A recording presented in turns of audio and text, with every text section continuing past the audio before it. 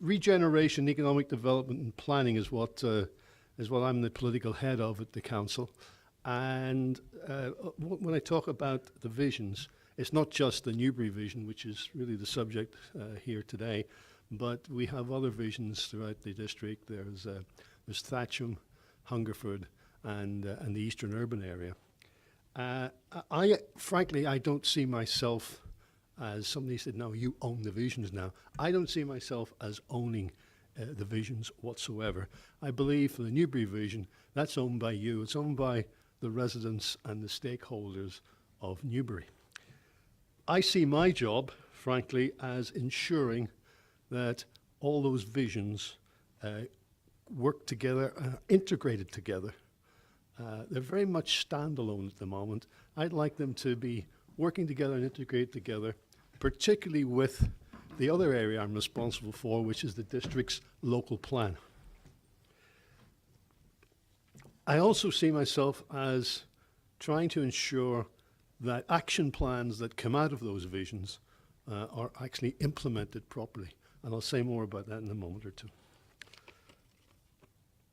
When I took over this portfolio in May, part of it was a bit of deja vu. I was coming back into planning.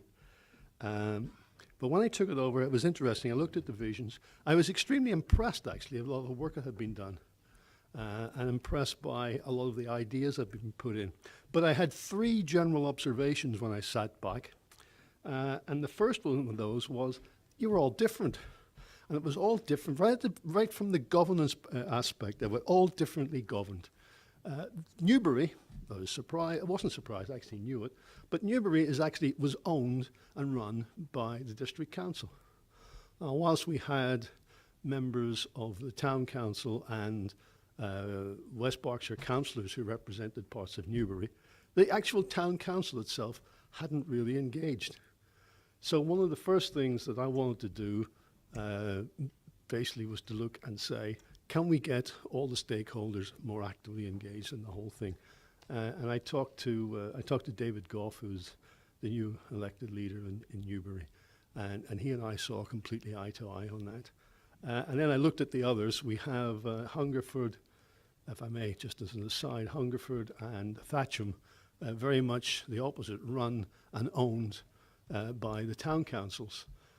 And even though you see some of their actions require actions from the district, there was not all that much engagement. So again, the challenge there is to, let's say, make sure we all work together and integrate. And then in the eastern area vision is probably the biggest challenge we've got, actually, because there's so many different disparate parishes and councils lined up there. But that's not the subject for today. So that was the first thing. Differences in governance. So one of my aims I'll try. I can only take the horse to the water. I can't make it drink. But I'll try to make sure we try to get a commonality of governance across the visions. The other thing that was apparent to me, I already alluded to, was they're all very much standalone, doing their own thing. Very, very little, sometimes not even a passing reference to the bigger district local plan. Very few of the visions actually recognized the fact that we were building 10,500 houses. So that didn't make sense to me. And when you're talking about housing, you're talking about infrastructure, you're talking about employment. All of those things got to go together, and we got to look at them as part of an integrated whole. So that was the second observation. The third observation I had, I'm not being generous here, at best, 60% of all the so-called action plans are what I call a wish list. We'd like to do this, we'd like to do that, but there was nobody put down against it. There was not one person or organization said, yes, I'll take that on board and I'll deliver it by X. So to me, wish lists are great, but action plans are what matter. So that's the third thing that I'd very much like to focus on in my time with this portfolio. And that's really what I'm saying here. We've agreed this with Newbury Town Council, and we're looking for also representatives of business in Newbury. We'd like to form a new overall steering committee whereby the council, the district council, the town council, and representatives of business in Newbury, we all work together, shared equal partnership on a new steering group. And that's the proposals that we're currently working on. As I said, I'd like the town council to be very much in step with the local plan. And it's not just employment, it's not just housing, it's things like retail, it's things like infrastructure. In fact, it's very much things like infrastructure.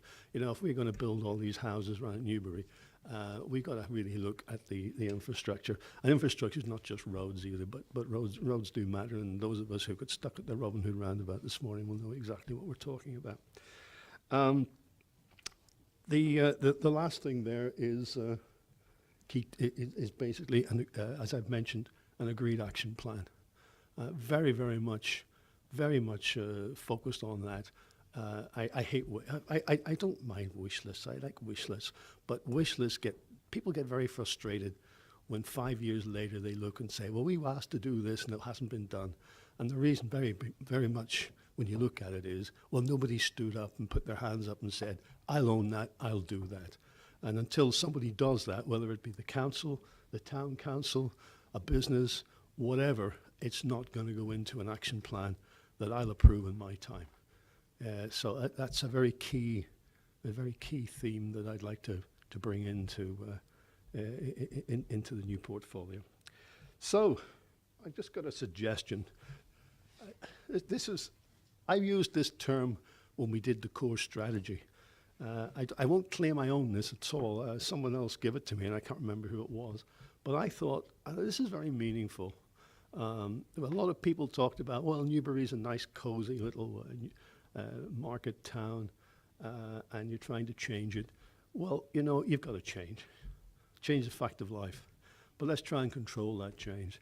And there's lots of great aspects about being a market town. It's past, it's present. And let's think a little bit about its future. Add that 21st century spin on that. Make it a place. It's a lovely place to live here, isn't it? Somebody else coined another expression which I've used. You'll find I pinched the best of many other people's ideas. They said, in fact, Newbury, in fact, West Berkshire, prosperity of the southeast and the living style of the southwest. That resonates with me. It all adds into this 21st century market town.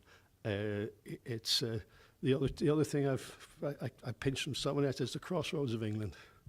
When you've got the north-south, the A34, east-west, the M4, there's the junction there, there's the electrification of the railways going east-west. We're ideally placed. We're the first, this was me. I did say in the core strategy, when you come out west of London, when you get to West Berkshire, it's the first piece of contiguous, beautiful countryside you'll find. So we've got to retain that character, but we've got to bring the place. I say bring the place to the 21st century. We're actually leading in that. You know, we didn't actually go into recession. You may hear me say that. You may have read me. I've said that many times. We actually in West Berkshire never had a recession, because a recession is defined as 2 consecutive quarters of negative growth. We never had that. We had a downturn, like everybody else, but we never actually got the recession. And along with some of our neighbouring local authorities in the area, like Woking and Bracknell, etc., we actually led the country in about 2010. We were the first to accelerate growth again. And if you look at all the statistics, we're still well ahead. So we are a prosperous area.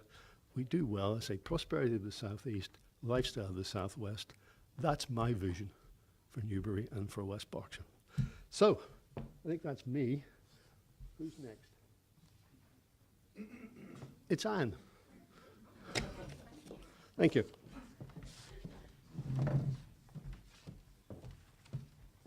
Right, good morning everyone and welcome to Newbury College. Can you hear me at the back? Yep. Good, great. Thank you very much indeed for coming along, and we're delighted to be hosting the Vision Conference this morning. I've just been given a very short amount of time to tell you a little bit about Newbury College, so I thought the best thing I could do is to tell you a little bit about Newbury College, but weave in how we think we are working with you to meet the vision aims.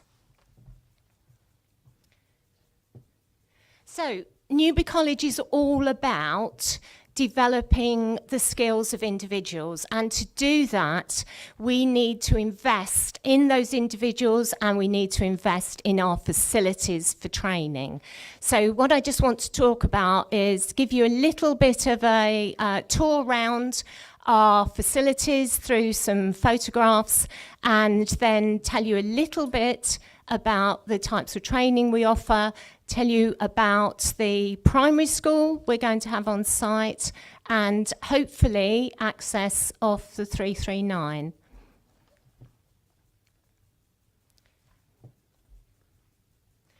So investing in people, first of all, well, in order to do that, we've invested a lot of money in our facilities. And those of you who came about a year ago when we had the Duke of Gloucester to the college will know that we've got a wonderful facility, which is an indoor marquee that we open up to all sorts of events. And the reason we did that is not just to have an indoor marquee, but actually, if you can imagine, it gives a wonderful opportunity to our catering students to actually deliver in a different kind of venue. So that's what this picture is all about.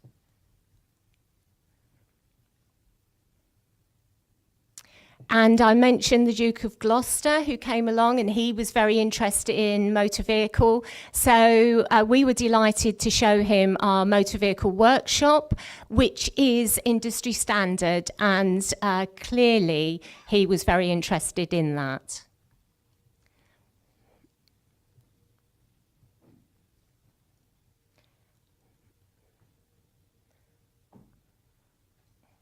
Other kinds of training where we're investing a lot in training for people in engineering. We work a lot with the engineering companies locally, and our facilities are developing considerably. I don't think we've got anybody from Thames Valley Berkshire LEP in this morning, but with the help of Thames Valley Berkshire LEP, we're developing a research. Oh, yes, we have, and me as well. Sorry, Alan and me, and Nick. So there are a few. Apologies to anybody else who's involved in Thames Valley Berkshire LEP. But thankfully, Thames Valley Berkshire LEP invested in us and is helping us to develop a research and development centre for engineering. And because the building isn't yet built, then the best we could do is give you an outline plan. And clearly, we're looking at inventing frogs on this particular photo. Okay, the other side of what we do, clearly we're investing in facilities to help our students get jobs locally. We're also investing in those areas of the business that where young people will go on to be self-employed, and that's the reason why I've shown you some of the photos of what we do in hair, beauty, nail technology, because most of those young people will become self-employed and go on and run their own business, and they'll be the ones that come out and give you a haircut in your own home or give you a massage or anything else that you're looking for in terms of your nails being done. So don't forget them, because they're wonderful when they get going.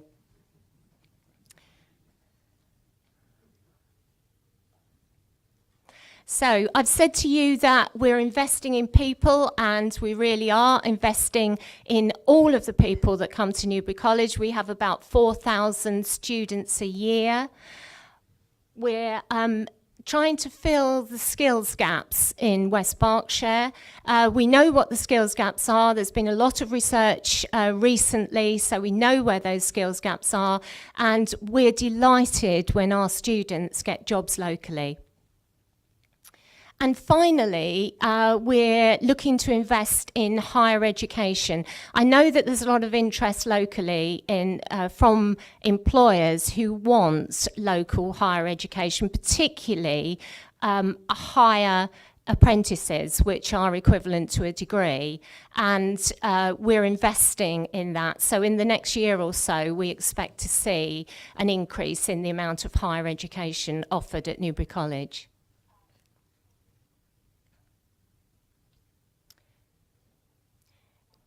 A bit more investment in construction, with new workshops for plumbing, brickwork and carpentry.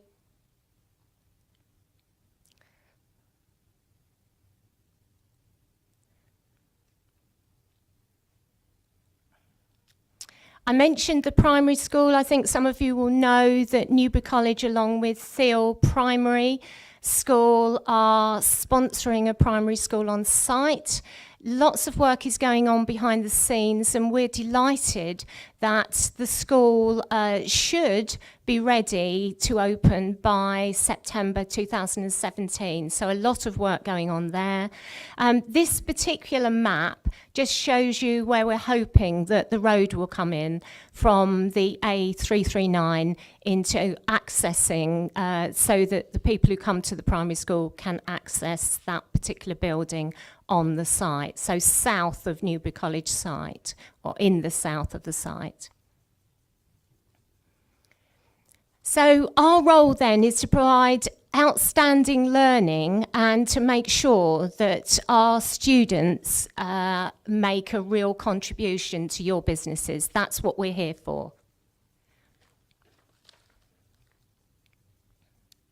And we do that by investing, as I said, heavily in learning opportunities for our students, in teaching and learning, and more recently in online learning, because we know that that is a great interest to a lot of people now, to be able to learn at a distance. And finally then, thank you very much for listening to me. We're about the success of our students, local people, and your employees. Thanks very much and enjoy the rest of the conference.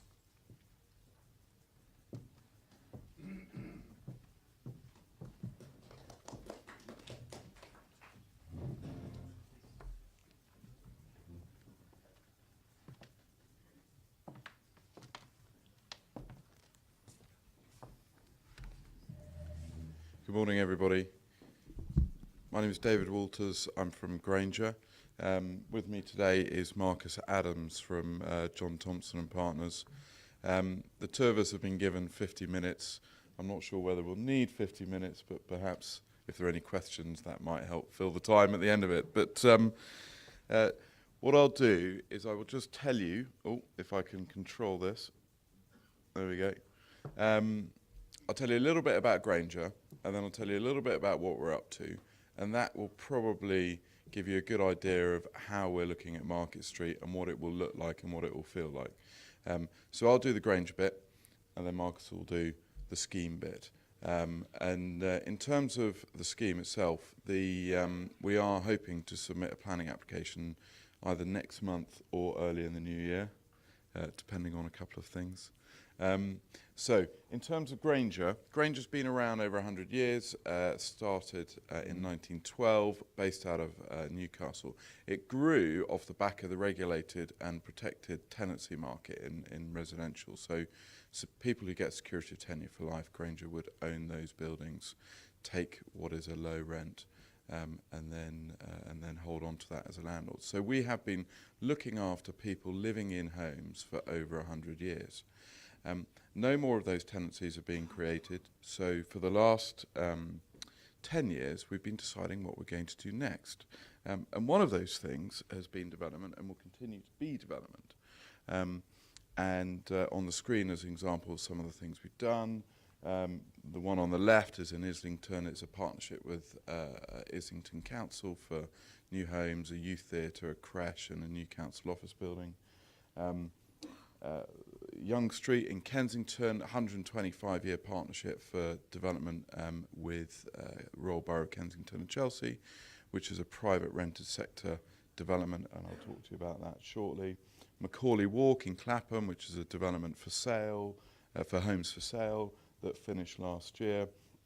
King Street in Hammersmith, which is a local authority joint venture with the London Borough of Hammersmith and Fulham for a new council office and circa 200 homes and a cinema and some retail. So this is one of the things we're doing. That's all London stuff, mainly. We also do stuff out of London. Two main projects here I'll talk about. One is actually both of them quite close, actually. Both in Hampshire. One in called Beerwood, near Waterlooville, near Portsmouth, which is 2,500 homes. Designed by Robert Adam and Partners. Any of you ever been to Poundbury will see Robert Adams, Poundbury in Dorchester, that is. We'll see his very traditional style. And what we've done is we are delivering that through a master plan and then sale of land to house builders, but with a very, very strict design code so that we get good quality housing at the end of it, and Granger will continue to manage that. Another one in Aldershot, not so far away, still in Hampshire, with a partnership with the MOD, and that's nearly 4,000 homes, and we are on phase 3 now, so lots to go. So what I was just going to talk about was private rented housing. So the Granger's business is evolving into a private rented sector provider, landlord, investor and manager.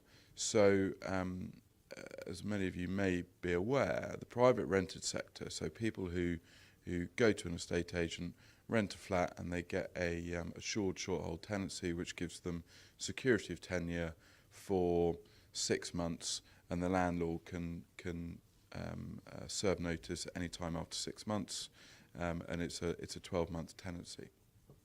And this sector is the largest growing sector in residential at the moment, and the obvious reason for that is that house prices are becoming more and more unachievable for lower, or actually I shouldn't say lower income, just for standard incomes now, certainly in London anyway.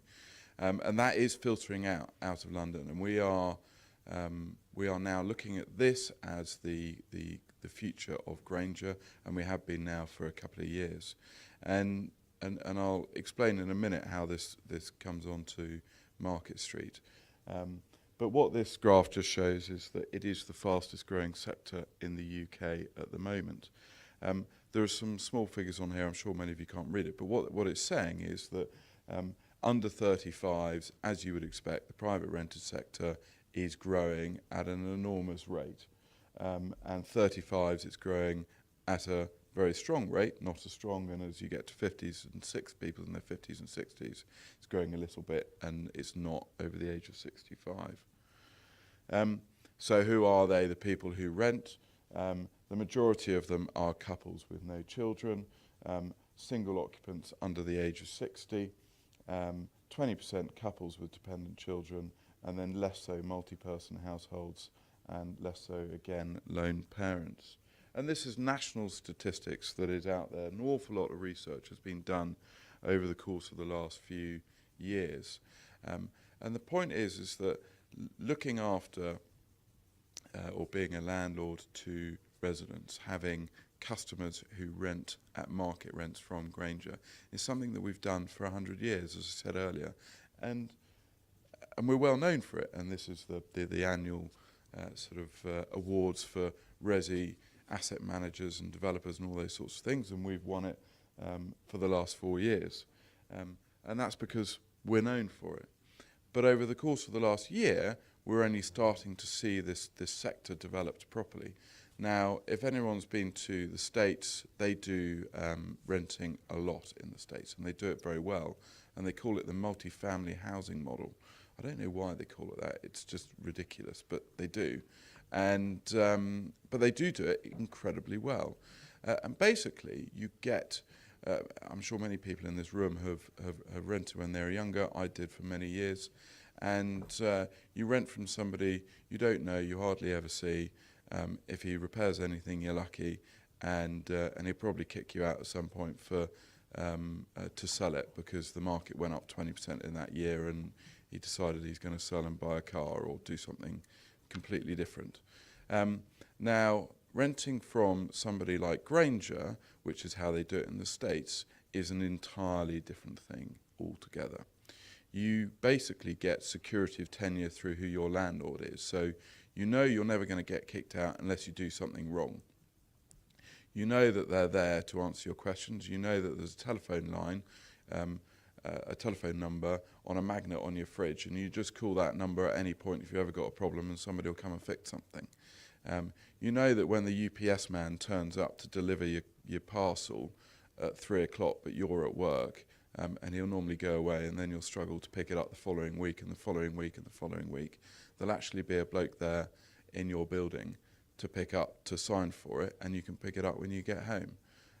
So that it's an entirely different concept. And we started our first one, and we've got many more in the pipeline now, but we started our first one earlier this year, or we completed it.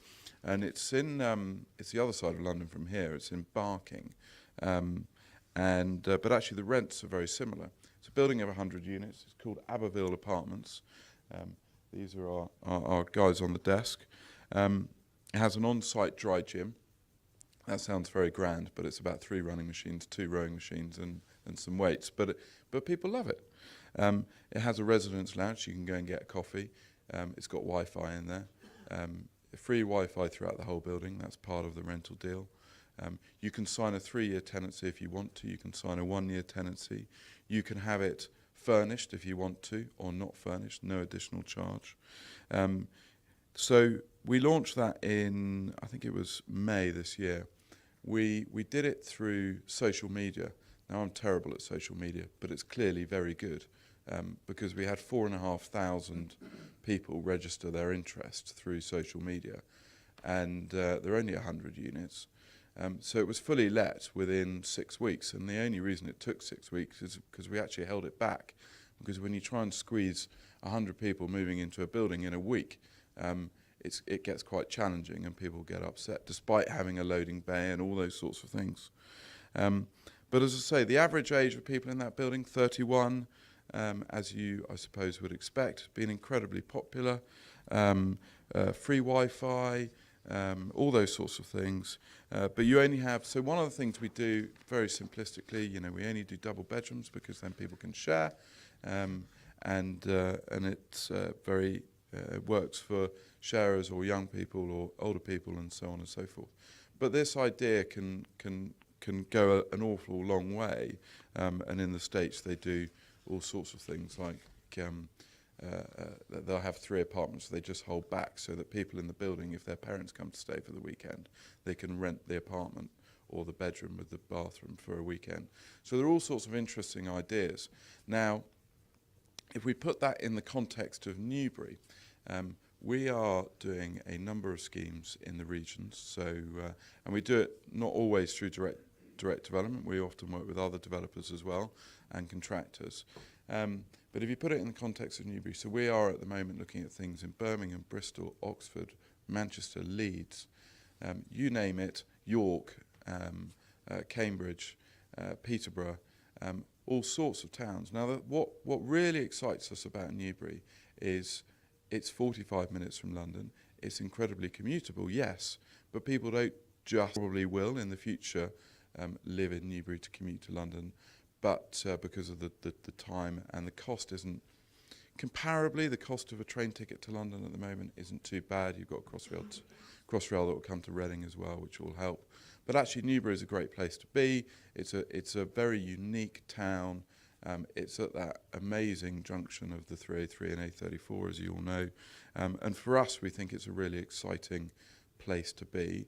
And the centre of Newbury, I think, is starting to get more and more exciting. The opening of Parkway many years ago. Certainly, I live quite close, so my wife was particularly pleased with Parkway and enjoys it an enormous amount, and enjoys Newbury actually. So we come here an awful lot. So what we would like to do, and we've talked to the council over the last few years about this, is to deliver a development for Newbury in the centre of Newbury, which seems entirely appropriate. I think if we were talking about something that was outside of the town centre, we wouldn't be talking about delivering a private rented development. But given the location of of Market Street, as you can just see there, but I'm sure everybody knows it, next to the station itself and between the station and the Kennet Centre, it seems entirely appropriate to deliver something here that is unique for a market town of this nature in some ways, but actually for young people who want to come and live in Newbury, want to live in the centre, near the train station, near the town centre, with all the facilities around, and have a landlord that is there 24 hours a day. And it'll also help because we'll have natural surveillance from the station to the town centre. We'll have on-site presence, all those sorts of things. It's really exciting, and I'm going to now ask Marcus to talk about the scheme itself, but hopefully that sets the scene in terms of our ambition of what we're trying to do for this 5.5 acre site. Thank you.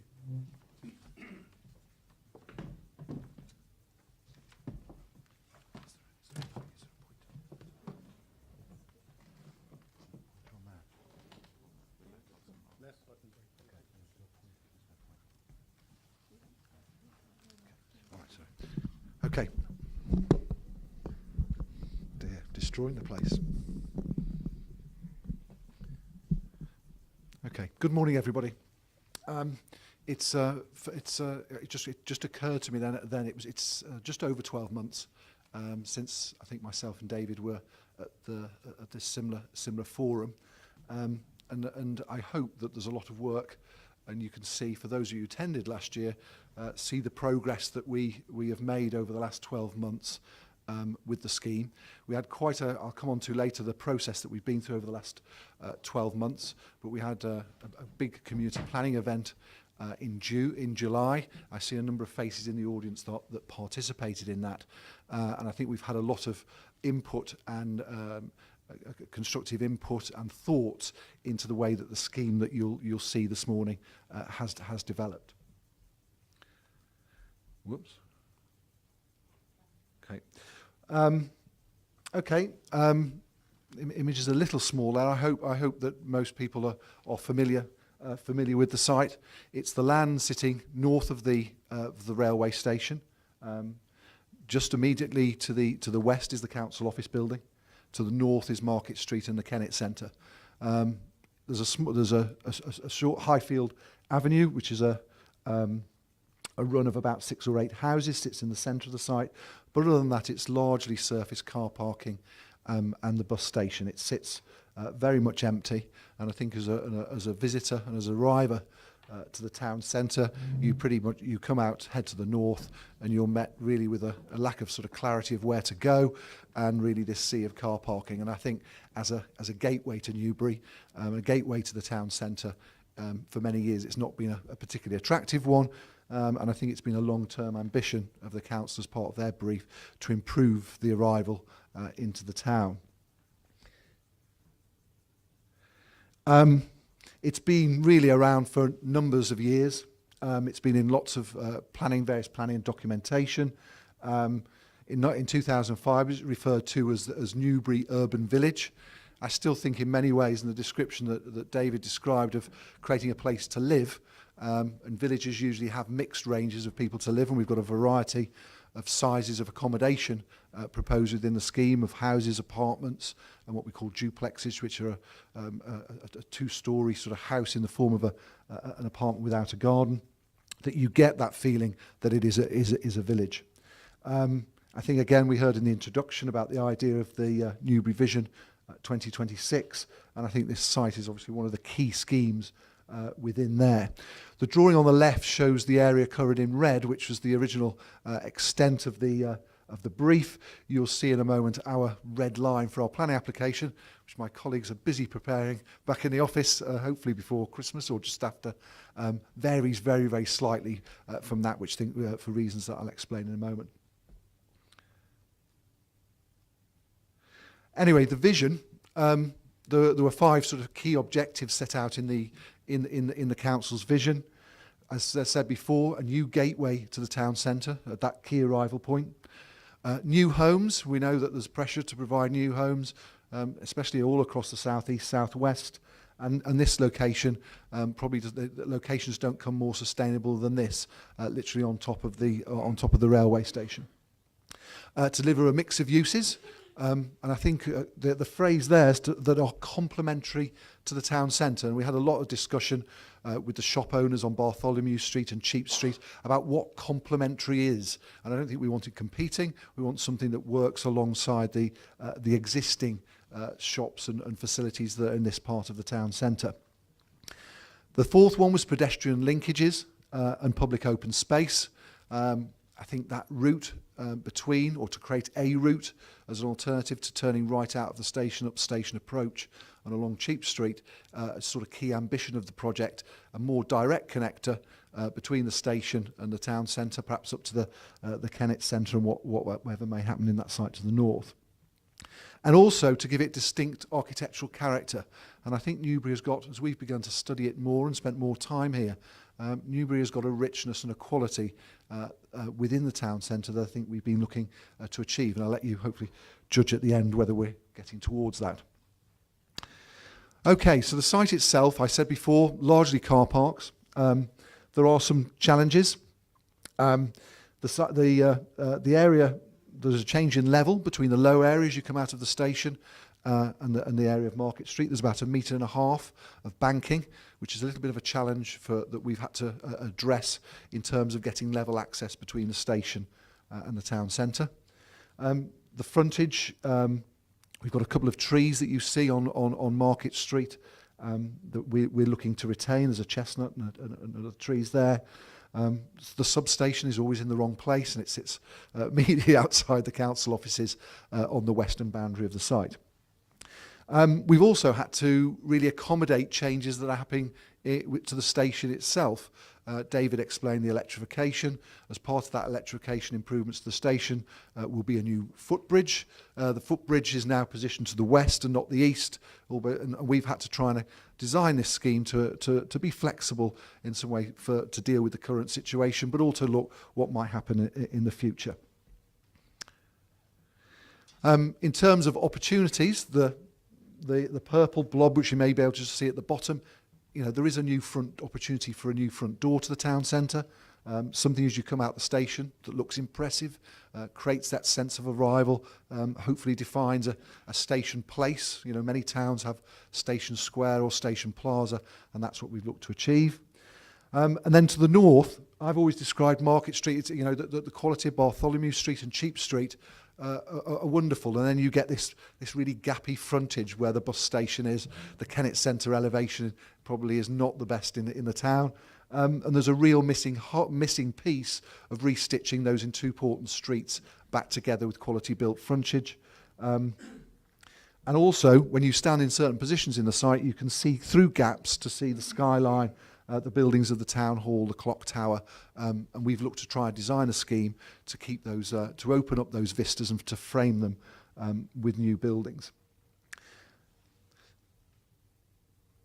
Okay, so back in July, 10th, 11th of July, we had what we call a community planning event. We sent lots of invitations out.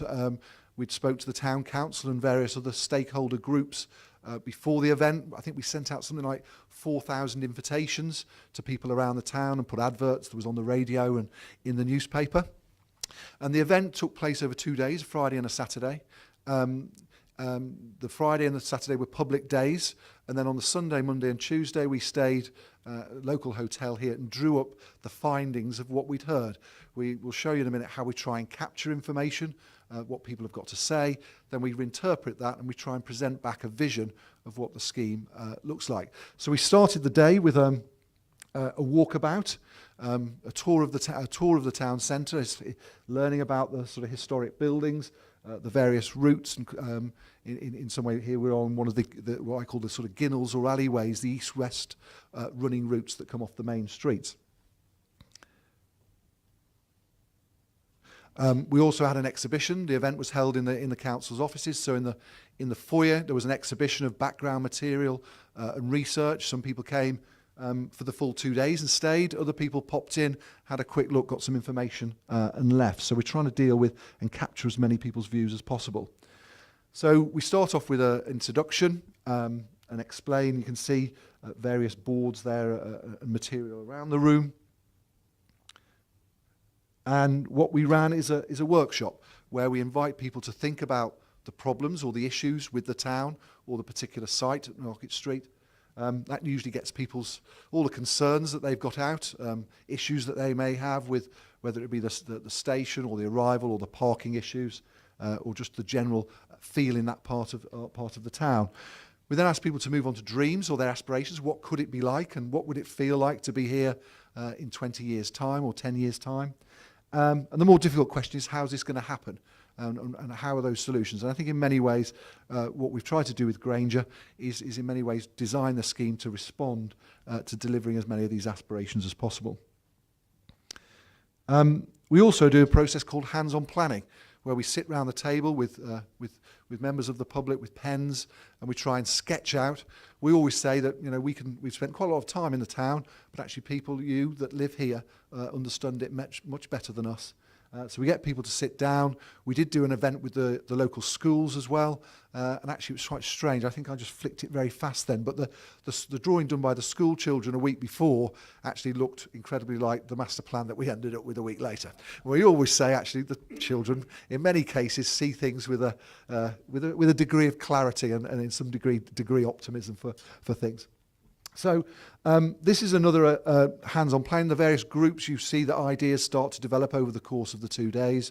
You can even see on this drawing, probably hopefully from the back, the idea of a new route linking from the station, which is at the bottom of the page, up to Market Street in the north, and the idea of a green. Actually, it's quite strange. In parts of Newbury, you get a very dominant tree or a little bit of green space, and that makes a big difference to the way the town centre feels. So people were saying actually in this part of town it's a little bit quieter. There isn't a place to sit and relax and be quiet.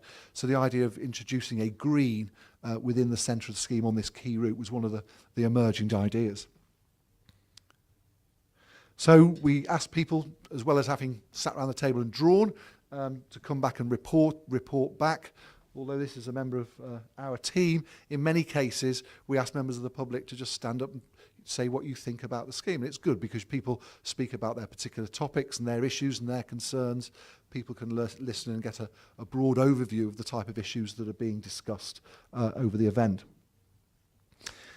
We held a local economy workshop on the Friday evening where we had a number of representatives to talk about how do we deal with this issue of, yes, creating a new mixed-use place, a new urban village, but how do we ensure that this doesn't compete with some of the businesses in Cheap Street or Bartholomew Street? How is it complementary, and how can these places work together?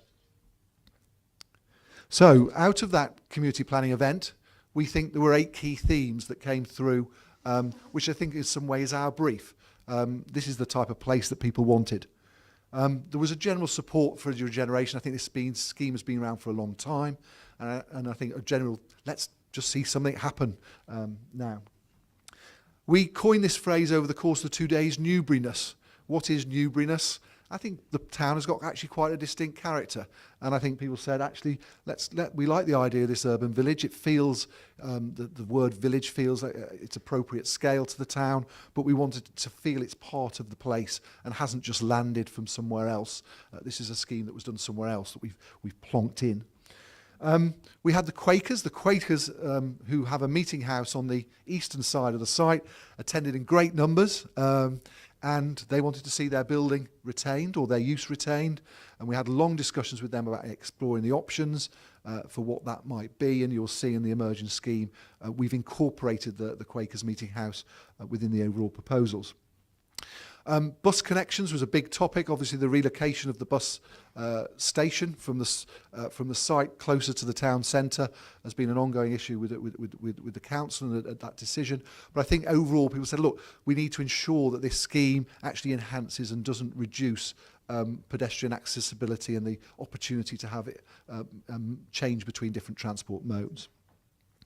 There wanted to be a station square, somewhere to create that sense of arrival when you get off the train and think, actually, I've arrived in Newbury. This is where the town centre starts. The idea of community living, which I think I've talked, which getting a mix, different types of accommodation, different types of residents of the future. And actually, this scheme in Market Street forms part of a wider part of the town, which over the course of the 2 days, everyone sort of coined the phrase, the sort of vibrant southern quarter. The idea that you actually got different types of businesses in this area of the town in comparison to the chains and the bigger stores that you may get, say, up around Parkway to the north of the town centre. And I think finally, I think people enjoyed themselves, I think, in having a say, and actually said, we'd like this to continue. We'd like to continue some of the dialogue, either in public groups. We'll show you in a minute. We had a forum in September, which was very well attended. Probably about another 80 people came along to that, but also in discussions with particular groups, such as I know David has been in dialogue with the Quakers about their facilities and their uses. So there are eight key themes in our brief. And that is the community. That was we reported all of this back in a vision. So this was on the evening of the 16th of July. There was a handout. The website is up and running. If you want to, all the material is up on there. And then we held a forum on the 24th of September, which showed how the initial scheme that we developed had evolved. We'd had time by that, and you can just see at the bottom too, of prepared a model which showed what the scheme looked like in 3 dimensions, and people to get a far better feel for the type of spaces and the scale of the proposed development. So what came through from that? We like to have, in addition to the themes, some principles or some design principles, and as the scheme evolves and develops, it's important that we don't lose sight of these overall objectives for what type of place this is to be. So the first one is that idea of Station Square. It will actually be the second biggest space in the town centre, albeit it'll have cars and taxis and things passing through, but in terms of enclosure between the station building and these new buildings, it's quite a significant space. So that's the first slide. The second one is repairing Market Street. You know, we have that broken frontage. So we looked on the drawing on the right-hand side about how we recreate Market Street. And instead of getting the buildings and lining them really parallel to the Kennet Centre, what we've done is twisted them. And this has done a number of things. First of all, when you look down the street, you will see, instead of just seeing a flat facade, you actually see a series of buildings folding and leading you around the corner to Bartholomew Street. We felt that was very much the character of the town centre. It also, between the break, if you stand in that spot, or back in the town square, you'll look between the gap of those buildings and see the top of the town hall in the clock tower. So it also creates a little bit of space between the buildings, because we pull back from the pavement to create a new bus stop and waiting area on the street. So just a gentle twist of those buildings has hopefully achieved in townscape and in visual terms, but in practical terms, a good response to recreating that street. The fourth one is on Mayors Lane, on the eastern side of the site, where we found there's the elderly housing there. We talked to the Methodist Church. Is the idea that we retain the 2 trees that are there. There's a chestnut and a plane tree, and actually create a new public space around the base of those trees. And even when you stand on Market Street, you can see, you even do get these spots of green, breaking up the continual built frontage. There's also a large tree on the corner between Inch's Yard and just in front of the council offices, which at the moment is a big planter, and we're looking at whether that's a replacement tree or we can retain the existing one. Again, to get this idea that we get buildings, tree, and these are not small lollipop sticks, but we actually got proper greenery adding to the quality of the town centre. The fourth principle was what we call Station Walk, the idea of this new north-south street. It wouldn't have vehicles on it. It would be a pedestrian cycle route, and it would also be accessible, disabled accessible. It would have, as well as steps, it would have a gradual ramp for those that wanted to pass through the scheme, and it would link the station directly up to Market Street. And we did a lot of study of what the character of different streets was, and you noticed that actually Bartholomew and Cheap Street, have particular proportions, and actually as the streets get more important through the town centre, they generally get wider. So we felt that this route, it's not as important to those 2 routes to the east and the west, so it's actually going to create quite narrow. So it's going to have quite an intimate feel, Its scale of enclosure would be one where you feel that you're walking through quite a tight space between the station before the fifth principle, I hope it is, I think, that you arrive in the green. The buildings open up, and again, we notice within the town centre, you don't really get spaces that are formal, that are enclosed by orthogonal buildings. What generally happens is the buildings move out and spaces are formed as buildings feather out. And you see that in a number of different instances. So the street widens, we create this new central green. The widest part is at the north of the square, which is south facing and hopefully gets the afternoon sun in to those spaces. And we create some mixed uses that have the benefit of being on that sunny side of the square looking south. The sixth one was actually these two streets. The whole block now starts to really in some way provide some clarity in finishing off built frontage in this part of town. We always say that urban blocks should be enclosed, and the two, the east side and the west side really now have that role of enclosing the urban blocks each side of New Station Street. I said before, the east-west connectivity as well as north-south is key. We've looked to try and link this into as many adjacent routes. We looked at some of the residential streets in the town, and you generally get a row of two-storey terrace houses with a three-storey taller, more important building on the end, which we've done. And then on the western side, buildings with sort of courts and yards that create a more open aspect and relationship to the existing council building, which in itself is quite a sort of dominant structure. We want to knit in. So we look as many opportunities for pedestrians and cycles to link in, whether it be to 8 Bells Yard, Inches Yard, Bartholomew Street, Mayors Lane, Cheap Street, and the Kennet Centre, and maybe also future-proofing for whatever may or may not happen to the Kennet Centre in the future. And then finally, point 10 was the Friends Meeting House. We agreed to look at options with them for redevelopment, relocation, changing configuration, or just really leaving the existing facility there. And I think the scheme which we progressed is on leaving that in place. For those of you who don't know, the gardens are wonderful, are very mature, and I think the people that use that facility were very proud of that and wanted to see it retained. So that was our design principles. And that was the master plan that we presented back in July. You can see the new space in front of the station, to the bottom of the drawing. Immediate to the west of that big structure is a replacement multi-storey car park to provide parking for the station and for the council. We positioned it in the corner of the site, the lowest level, really tucked out of the way, but accessible with new routes to provide that parking. You can see the north-south street and then the green in the centre, the top there, the break in the frontage on Market Street and the retention of the existing trees. This is probably very small for people, but we looked at different uses, so predominantly residential, but with some mixed uses in front of the station. I think we're looking at the moment at a convenience store. From my experience this morning arriving, perhaps a cash point might help out there.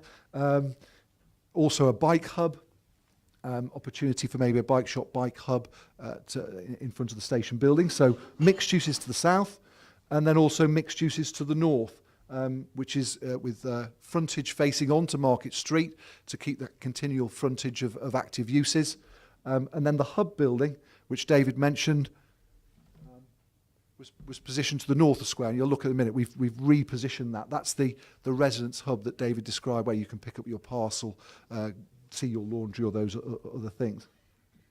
The drawing on the right shows all the connectivity of pedestrian routes.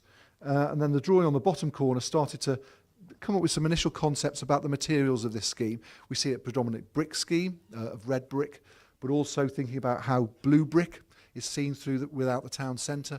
It's used in quite large blocks or in patterning, and actually how in numbers of instances you get brickwork which is painted, big white elevations in key locations, especially narrow streets. And we felt that was very characteristic of the town, and we've looked to incorporate that. So that's the aerial view. You can see it at the bottom there. The buildings vary in height from 2-storey in the centre, really, or the centre in the east, going up to the tallest at 7-storey, which is about the height of the council building.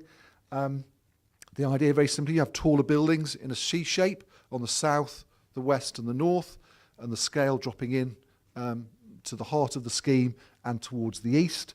I think that we felt in some way that starts to create a transition of scale between the scheme and Cheap Street, and then also between the other side on the western side, between the scheme and the council building and the apartments behind.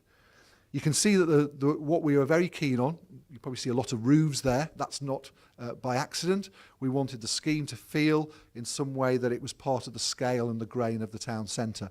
And we also said the challenge in this is actually, if you look at a drawing, you squint at it, that actually it seems to knit and seamlessly integrate within the character of the town centre. And that has been really the ambition, to create that Newburyness that I described in the introduction.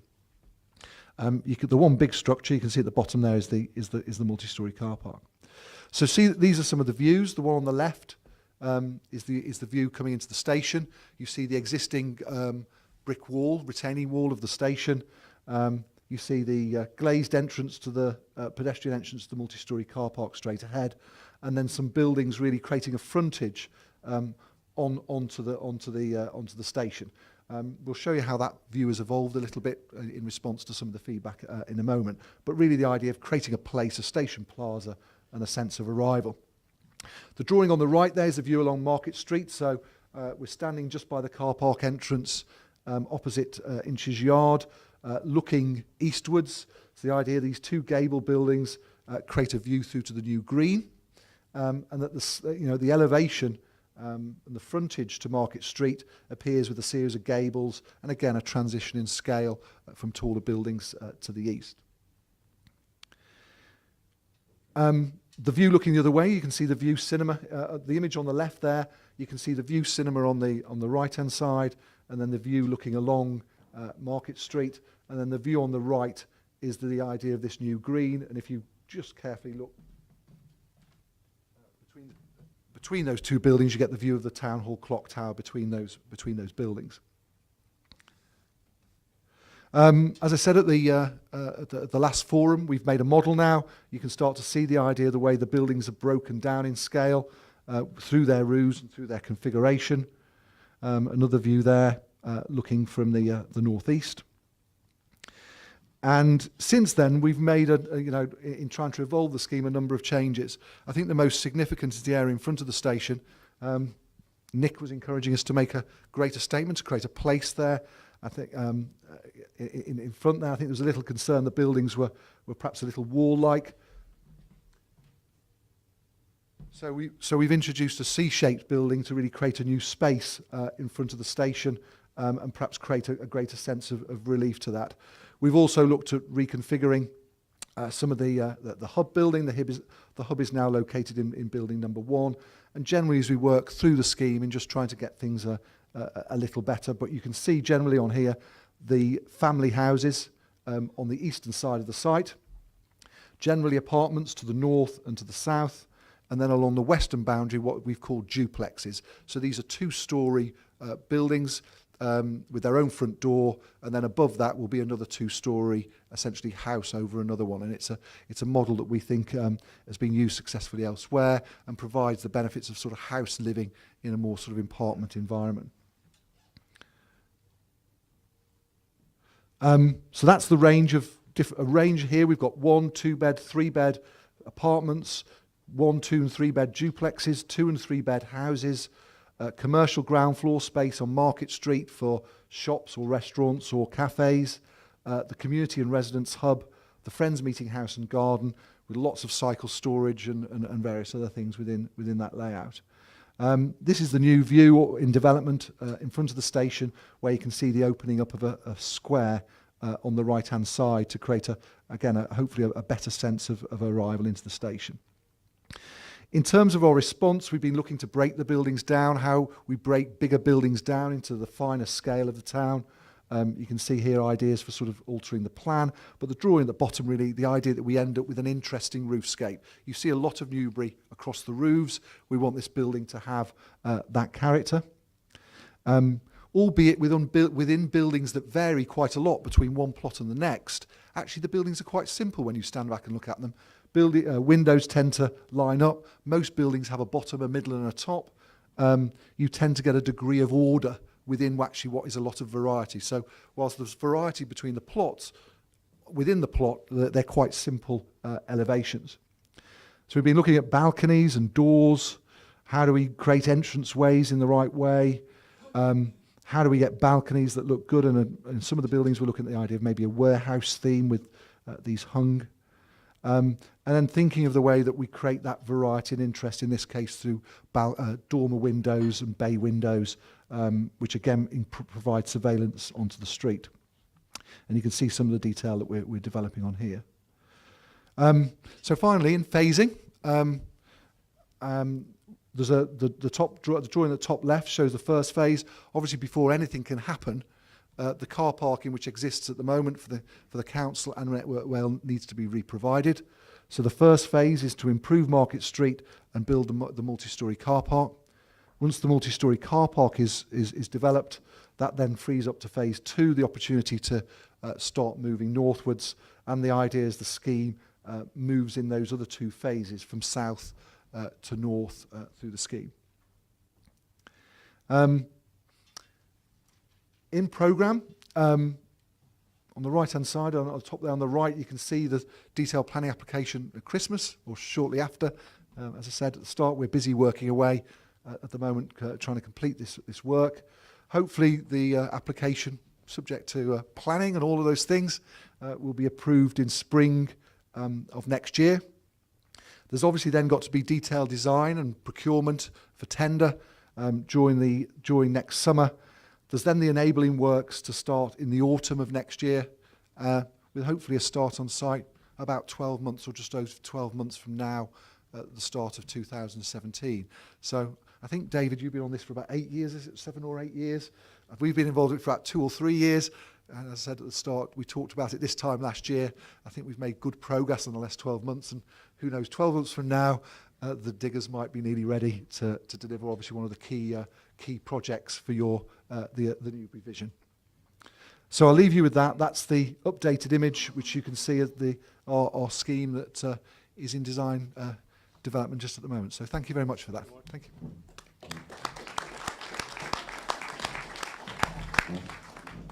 I wasn't planning when I came this morning to chair this meeting, but as you probably saw at the beginning, but I think I just agree with Nick. I'll take over and do some chairing. We're 10 minutes ahead of schedule, so we think if you have any questions on what you've just heard from Grainger, we'll take those now, if that's okay. Any questions, anyone? Okay, a couple. Just how are we planning to do that? Have you got a mobile mic? Could you possibly stand up, say who you are, please, and so we all know. Down here. Yeah, and Hello, Richard Deal from Deal Varney. Simple question, a rough guess of the site for development worth, say, 10 million. What's the local authority getting from that? Nick, I think you can handle that one.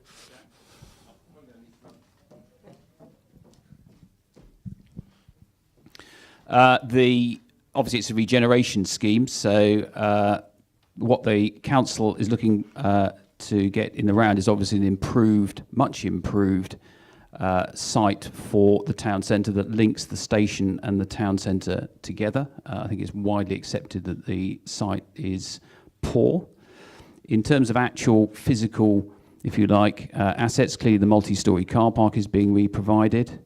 The council is getting a new bus station as a result of this. It's also getting a sum of money to cover off the loss of the temporary housing that is in Highfield Avenue. Next question. I know there was a couple of people had their hands up. Can I just, just from a developer's point of view, to answer that question, I wish the site was worth 10 million quid, because it would make my life an awful lot easier, because then I could actually afford to pay for all the things that Nick's just talked about. But sadly it's not, because of numerous things, many of which site constraints, many of which to do with the fact we're next to a railway station, many of which to do with the fact that it floods. We have to deliver affordable housing, and the housing in Newbury, isn't worth as much as I think it should be, to be perfectly honest. given the quality of the town. So it's not worth 10 million, a bit less. And how much? Well, if you looked at it on an acreage basis, it's 5.5 acres. Would it be worth £1 million an acre? Potentially. We're not building on all of it, you must remember that. We've got to build a multi-storey car park on a large part of it. We've got to put roads in on a large part of it as well. So the net developable area is significantly less than that. I would guess probably 2.5 to 3 acres. So on a net development area, you probably are at about £2 million an acre, there or thereabouts. I'd have thought £4 to £5 million, yeah. Having said all of that, what we're giving the council is probably, and Network Rail is probably a significant amount more than that when you add up all the benefits that are going into it. This is a public sector partnership. For those of you concerned about viability, the council has historically and will continue to do so in the future appoint an independent assessor to look at viability. Our returns on this are, out of all the projects I showed you today, earlier on our slide, the returns that we're expecting from this development are lower than any of those and are right on the cusp of where we'd say thanks but no thanks. But we are committed to doing it, I should say, and as Marcus said, we've been working on it for some time, and we will continue to do so. But I hope that in part answers your question. Down at the back, Anne, if you don't mind being the running lady. Okay, good exercise. Where was it? Oh, yeah. Excuse me, we can't hear you. Just wait for the mic, please.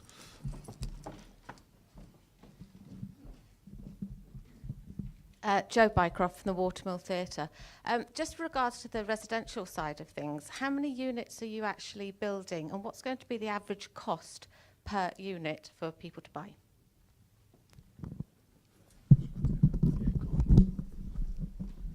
That's a fantastic question. I've been waiting for somebody to say you've done a 45-minute presentation. You haven't said how many homes are going to be on this site, which I realised about 1 minute from the end of Marcus's presentation. So apologies for that. We're about 220 homes, of which we anticipate around 20%, 15 to 20% will be affordable housing. They'll range from 1 to 3 and maybe the odd 4-bedroom home. In terms of rental values, you would expect, I mean, I mentioned it earlier, similar price point to what we've done in the far eastern part of London, in Barking. You're talking about £1,000 a month for a 2-bedroom apartment to privately rent, there or thereabouts. Anyone else? Duncan?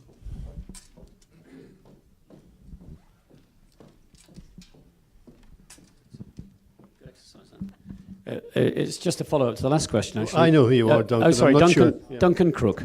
Follow-up to the last question. Is that 4 to 5 million with the 50% reduction, roughly, of affordable housing contribution? You've got 15% versus 30% in policy. So are you 4 to 5 million after that reduction or before that reduction? After that reduction. After that reduction. I'll take one more before we move on, if there is one more. There isn't. Okay, fine. Thank you very much for that. I now want to introduce Russell, who's going to talk about the bid.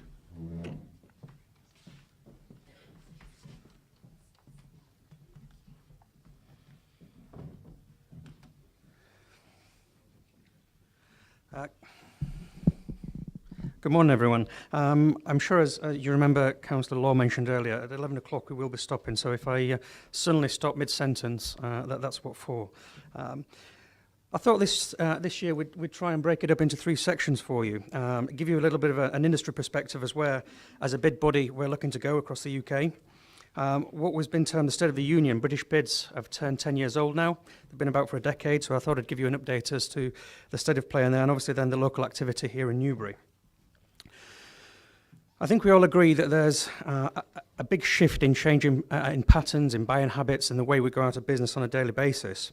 But one of the things I wanted to pull out, which I think is really interesting, and I guess in our industry, in the bid industry, is widely accepted, and probably across the wider business section as well, that if the high street's busy, then the town's vibrant and the rest of the businesses benefit. Some of them in the short term, some of it's a much longer burn.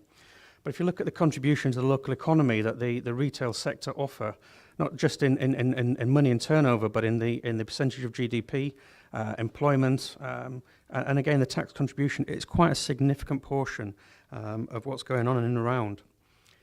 Some other interesting facts I thought I'd just dig out to share with you. Our shopping habits have changed. Going back to 2004, we used to make on average 2 visits a week for our groceries. By 2012, that's gone up to 3. And I think the interesting fact here is it's how we're buying those top-ups. No longer do we do our big family shop at the huge, big out-of-town supermarkets. Yes, we still do those, but we're looking to top up as well. And you probably see the Metros and the Sainsbury's, the Morrisons, the Lidls, the Aldi's popping up more and more in town centres now. And the reason for that is people want convenience. They want to be able to pop into there after work, before work, during the lunch break. So it's the way our shopping habits are changing. Interestingly, you'll see that nearly 60% of us are topping up our grocery shopping on the high street, something we've not done before. And it's just, again, further example of how our shopping habits are changing. And I guess the one question that we get asked all the time is about the number of coffee shops. And the question we get is, when is enough enough? Well, when you guys stop using them. It's very simple. Whenever they're full, they're going to build them. And I think the answer to that question is, if you look back in 2009, 1 in 9 of us would visit a coffee shop daily. By 2013, that's 1 in 5. This is seen as the biggest growth industry in retail over the coming years, where we can see that the number is going to go up by nearly 25% by 2018, and turnover is up by 40%. We have to accept that our lifestyle is changing, and these are becoming much more commonplace in the marketplace. I think also the message and how we get the message to the consumer and how the consumer gets their goods has changed dramatically in the last decade. No longer is it the traditional method of an email or a printed leaflet falling through your door. It's a bit of a busy slide, and I stole it from Boots, so apologies for that, but you can see the different multi-channels that they use to get to the consumer, how the consumer gets the end product. TV, print, email, some of the more traditional ones, but the advent of social media over the last decade has gone through the roof. The M-coms, the dot-coms, it's not just about now getting people into your store and showcasing your products. We're doing it in so many different ways that it's difficult for the consumer to understand what's going on, and the pace of life has picked up as well. What's that meant is online sales. Now, we all had a huge scare, and quite rightly so, with the start of online sales, and back in 2007, it took nearly 32% of the market. But as you can see over the last few years, that is steadily declining. It had to happen, it couldn't sustain that pace. But it's starting to plateau out now, around about the 13-14%. But something else has taken its place now, click and collect. Now, this seems to be much more popular, and you'll see the figures there, it's on the rise. Retailers love this because not only does it get people into their shop, the chances are once they're in the shop, they're going to spend some money as well. So for a consumer, it's fantastic, it's convenient. While they're sat on the lunch break, having the cereals in the morning, they can do the shopping. Many times pick it up either that afternoon or the next morning from a store of their choosing, not necessarily the one in the town where they are. But as I say, for the retailer, that's fantastic news, because once they've got them in the shop, the chances are they'll make additional spend and additional purchases. Oh, that's a bit dark. Can you all see that? So, the research has shown us to 2014, and this is the John Lewis report, that 51% of us are still researching in shop and buying in shop, despite the boom in internet shopping. A further quarter of us are still researching online, but then going into the shop. We're going back to the old adage of we want that interaction, we want to have customer service. There's still a quarter of us that are researching the shop and buying online and then purely buying online. But I think it's encouraging to see that people are starting to use the high street again. We went away from it, and now it's still really starting to creep back in. And obviously, footfall in the town centre is critical for a town's performance. Otherwise, you get that terrible downward spiral where the footfall declines, the spend declines, vacancies increase in the town centre, business trade, they don't find it as appealing anymore, they trade poorly, businesses move out, and you get that ever-decreasing spiral. What we're seeing here is a real interaction, a real relationship between footfall and a town's vibrancy. Now, Newbury sits around about the 200,000 a week footfall mark, which I think makes Newbury quite a vibrant place to be, and some of the figures I'll show you later would probably demonstrate that. But I think we underestimate the power of footfall in a town centre at our peril. It's vital for the vibrancy of the town. Now, that said, the next slide shows the decline in footfall over the last 5 years, particularly on the high street, where we've gone down nearly 14%. Shopping centres are declining, and the retail parks are going up. I think it's no secret why that is. They used to be very sterile environments. You'd go there, and what I would call SAS shopping, you get in, get out, no casualties.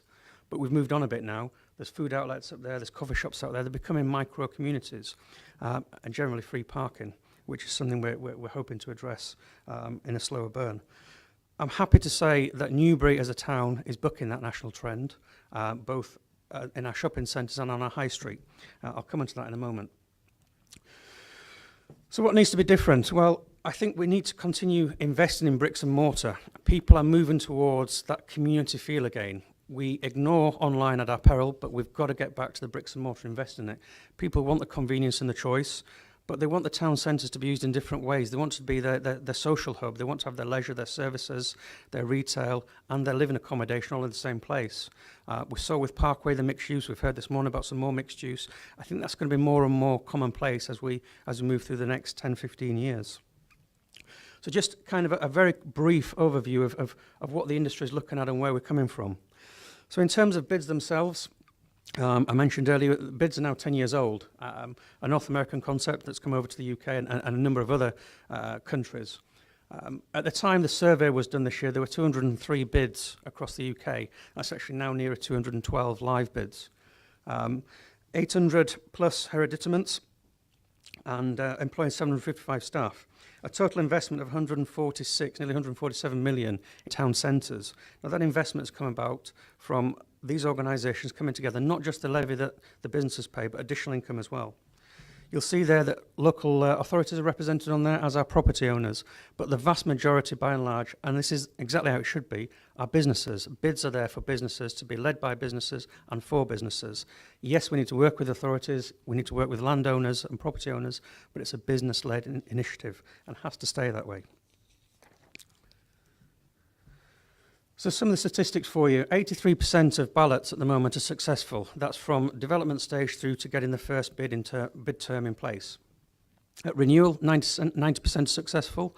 There are some very valid reasons why some don't go through at first renewal. And like any now, as we're getting older, some bids aren't as good as other bids. Some bids may have run the course and just don't feel the need for them. But by and large, 90% of them are successful at renewal.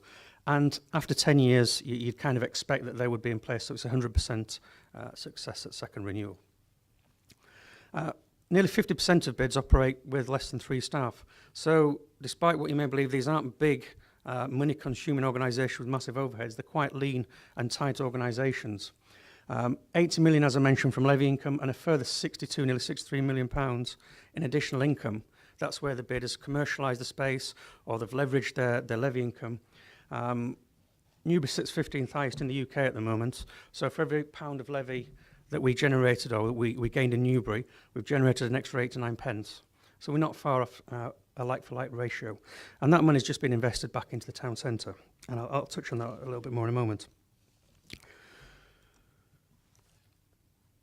As I mentioned, bids are now 10 years old, and as ever, the scrutiny is coming around on them, and that's right to do. We need to be transparent. I'm a great believer in that if you want to affect change, you've got to get involved. Sadly, it's much easier many times to sit on the sideline and throw rocks at the people doing that, but you've got to get involved. We wanted to see changes within the bid industry, so we got ourselves nominated onto the bid board, which is the National Council running bids. So now Newbury represents first-time bids on the British Bids Council. Some of the things we wanted to look at was more transparency, beg your pardon, and a comprehensive consultation pre the bid ballot first time round. A lot of bids go through ballot, and some of them are successful, some of them aren't successful because they haven't done the consultation pre-bid very well, and that's reflected in the turnout. Unfortunately, a bid went through recently with 19% turnout. It's not something that we're particularly proud as an industry and something that we're trying to stamp out, but these things happen. Hence why we're looking at a minimum threshold for turnouts, and those that are achieving above that, there's incentives for them. More so, particularly at second and third renewals, where we may look to extend from a 5-year term to a 7-year term. But certainly we're looking to increase the threshold of turnout. Making sure we've got the openness and governance on the governance. We've got to be clear and transparent in everything we do. And to do that, we've developed the guiding principles of a good bid. Now, we're not even saying this is a great bid or an exemplar bid. What we're saying is these are kind of the baselines that you've got to achieve to be a successful bid operating to the right guidance in an open, clear manner. And obviously then it transpires throughout the life of the bid, throughout the first term, second term, third term. We've got to have an effective communication, so whether that's annual reviews, whether that's voter communication, whatever that may be. But we've got to have that communication. Moving on to Newbury specific. Some of the highlights from the last year. We continue to interact with 130,000 homes and 30 minutes drive time of Newbury. If you imagine Newbury as a great donut with the town centre in the middle, there are loads and loads of towns and villages on the outskirts that have the option of turning left out the drive and they come to Newbury, or they turn right and they can go to Reading or Oxford or Swindon or Basingstoke or wherever it may be. What we're trying to do is influence that decision so they turn left and come to Newbury. We want to attract those people in. You'll see delivering the rebuild of the Visit Newbury website. This is performing better than we could have hoped for. This is our main hub of all the activity in Newbury, where people can go and find the information, tells them what events are going on and various things like that. And obviously the growth of our cost neutral in Newbury magazine, which is hitting around 130,000 quarterly audience now, which is a fantastic opportunity to just say and to tell everybody, visitors, residents alike, what great things are happening in Newbury. We continue to run our events programme. We're installing a new digital footfall camera, which again I think is vitally important so we can monitor the effect of that. We have got growth year on year and year to date with footfall, which I think it isn't a massive one, I'll come to that, but I think if you take the national picture, which is in decline, that's not a bad place to be at the moment, where we can see we've got a growth. Our vacancy rates remain quite good. You know, our occupancy is at 92%, so 7.5% vacancy rate. When you compare that to a national figure, which is starting to creep towards the mid-teens again, Newbury's not sitting in a bad place. That's not saying that we've got everything right by any means, because we haven't, but we're sitting in a much better place than many of our colleagues around us. We continue with our town centre ranges, investment in wayfinding, Christmas lights, the usual things that you would expect. I'm very proud of the fact that we've been accredited again as a Purple Flag town. In with that, we've introduced safer socialising. So really looking at the nighttime economy, which contributes a massive part of our local economy. Shop Local Week we continue to do, and obviously the utility buy-in. And the figure at the bottom, I think you'll see there, of 199,000 additional revenue that we've put into the bid pot. Those that were here 4 years ago when I stood up and said, you know, we were hoping to generate enough commercial revenue to cover the overheads of the bid, to ensure that every penny of your levy went on projects and not paying staff and overheads. Well, our overheads are about £70,000, so I think you'll agree we've covered that and put an awful lot more back into the pot as well to enhance the projects and deliver additional projects than what the levy sets out. So you've heard me talk about openness and transparency. Well, British Bids run something called accreditation. This is where bids are scrutinised not only by the industry, but by external sources, the retail consortium, by government ministers, to ensure that they're adhering to the standards that they expect. You'll see there on the screen the criteria. It covers governance, management and operations, financials, performance and communication. Newbury Bid has been awarded the accreditation. It's just gone through in the last month, which is fantastic news for us. Why did we go for it? We wanted to ensure, coming to a reballot, which we are next year, that we are that open and transparent, that we are adhering to the national and company standards, industry standards for bids. And it's something that I think every bid, and certainly we're pushing for with on the bid board, is every bid goes through that at some stage in their first term. So it weeds out those that aren't performing as they should be and gives us credibility back in the marketplace. We touched on footfall earlier, so as you'll see there, we're averaging between 185 and 200,000 visitors a week. 0.6% growth year on year and year to date. Doesn't sound a lot, but when you think our national figures are going back by 13%, that's not a bad target to achieve. Our vacancy rate's at 7.5%, and again, we cover the whole of the bid area when we count this. You go to Springboard or Experior or many of the other companies out there that they'll measure a linear town centre, so in our case, probably from the start of the pedestrianised centre to the bridge, so literally the bid in the middle. We're covering the whole of the bid area here. So again, Lots of work still to do, but it's looking fairly good on the occupation front. Now, some of the key things that we look to do is events. Events are very good at drawing people in. Now, there's a mixed view on events. Sometimes a business will say, I didn't do very well on the day of the event, but then the preceding weeks and months, they start to get new customers. It really depends on your style of business. For us, it's a slow burn. It's getting people into the town and letting them see what's here, at the same time as providing activity. We don't do all the events ourselves. We couldn't possibly. We do introduce some new ones, but what we also like to do is increase the ones that are there, increase the exposure, and make them a bigger and better event. And some of those that we've done with things like that are the food and craft festivals. Sorry. Food and craft festivals that we hold every year. A few weeks ago, you saw us introduce the new artisan market, which had a fantastic start. We're looking to continue those through the next year. We're also looking at working very closely with the town council. We have 3 markets in the town, as well as our charter market and our farmers market, and we really should be making those a pinnacle of what the town's about. It is a market town.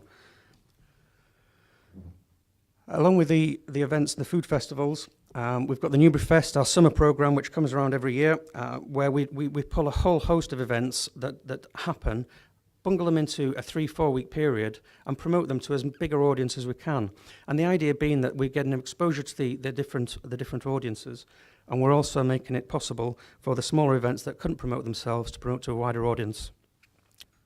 So, a Newbury Fest programme that, sorry, kind of lost all my trail of thought then. The Newbury Fest programme that comes together every year.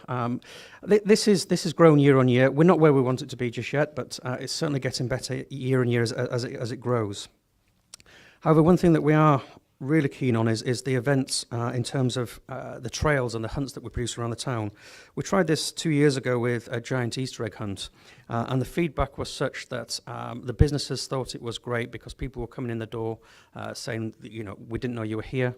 Members of the public thought it was great. It was a great thing for them to do in the half terms with their children. It's a great way for us to open the town up. Newbury isn't a big place, but it's got a lot of great businesses, shops, premises, some of them that are tucked away, not quite on the high street. So this is a fantastic way of us to get involved with those businesses and for members of the public to discover them and find them. And as that grew, we then thought, well, we'll introduce some more, so we now do it at Halloween. A similar concept, which works very well. We do it with the Best Dressed Shop Window competition, which again, this is a very light-hearted bit of fun, but hopefully getting the businesses, the town centre, into the festive spirit. What we will do as well this year, we've introduced a 4th one, which is a reindeer hunt, the winner of which 2 children get to ride on the sleigh with Santa at Christmas.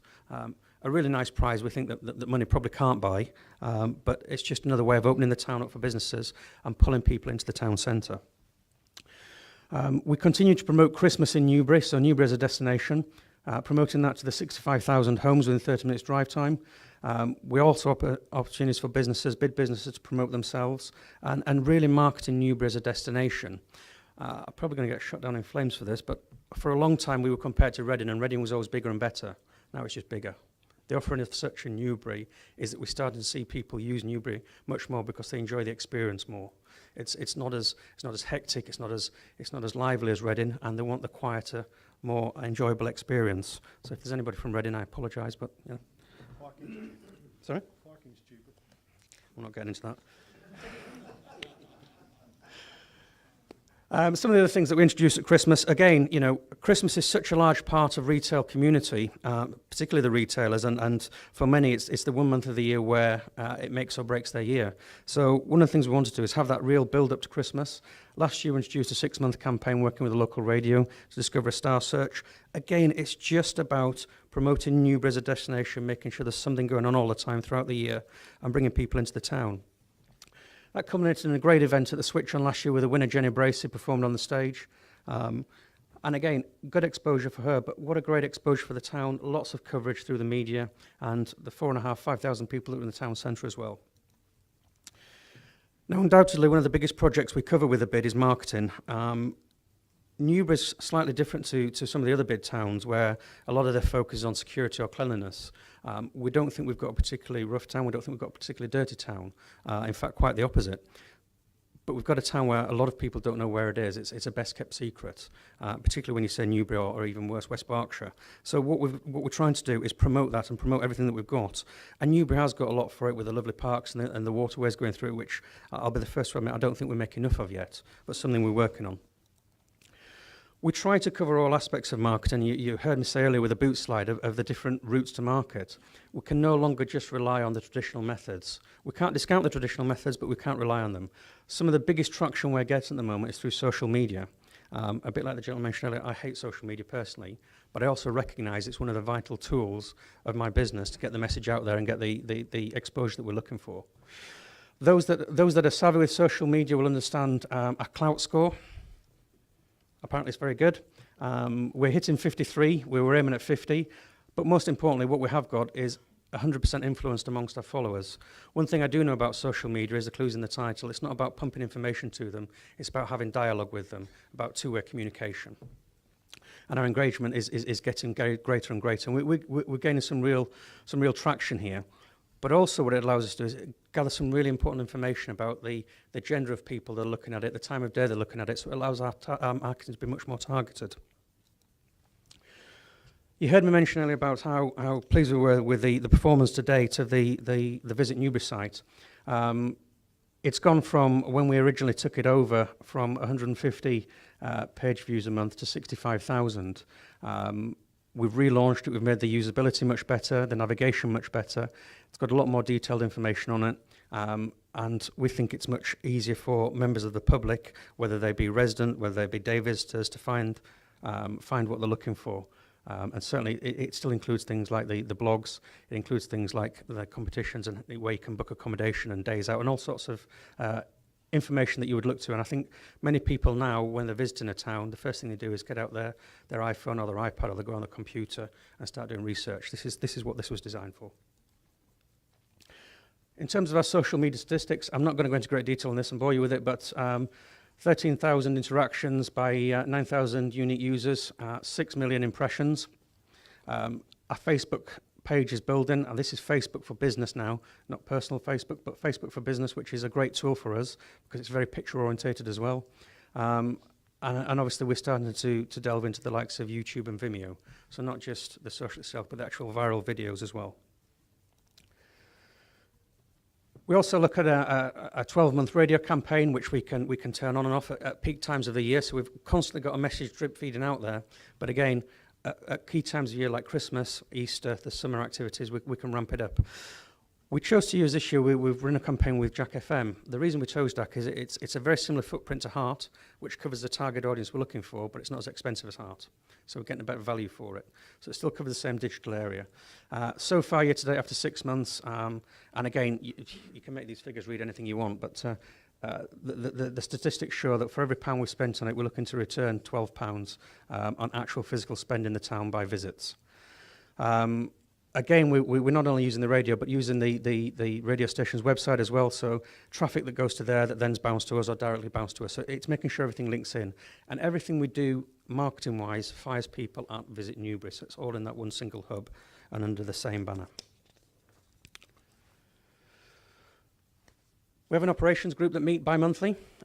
We've talked a lot about the marketing and the nice side of it, but again, what about the physical side? Well, the bi-monthly meeting, it gives us an opportunity to have town walks, and we're looking at the physical side of the town now, so making sure the street furniture is in order, anything like the litter bins or cracked pavements, or anything you can think of is covered by this group. What it then allows us to do is take it back. We've got the right people around the table, whether it be from the council, the police, whatever agency it needs, so we can start getting action on those things very quickly.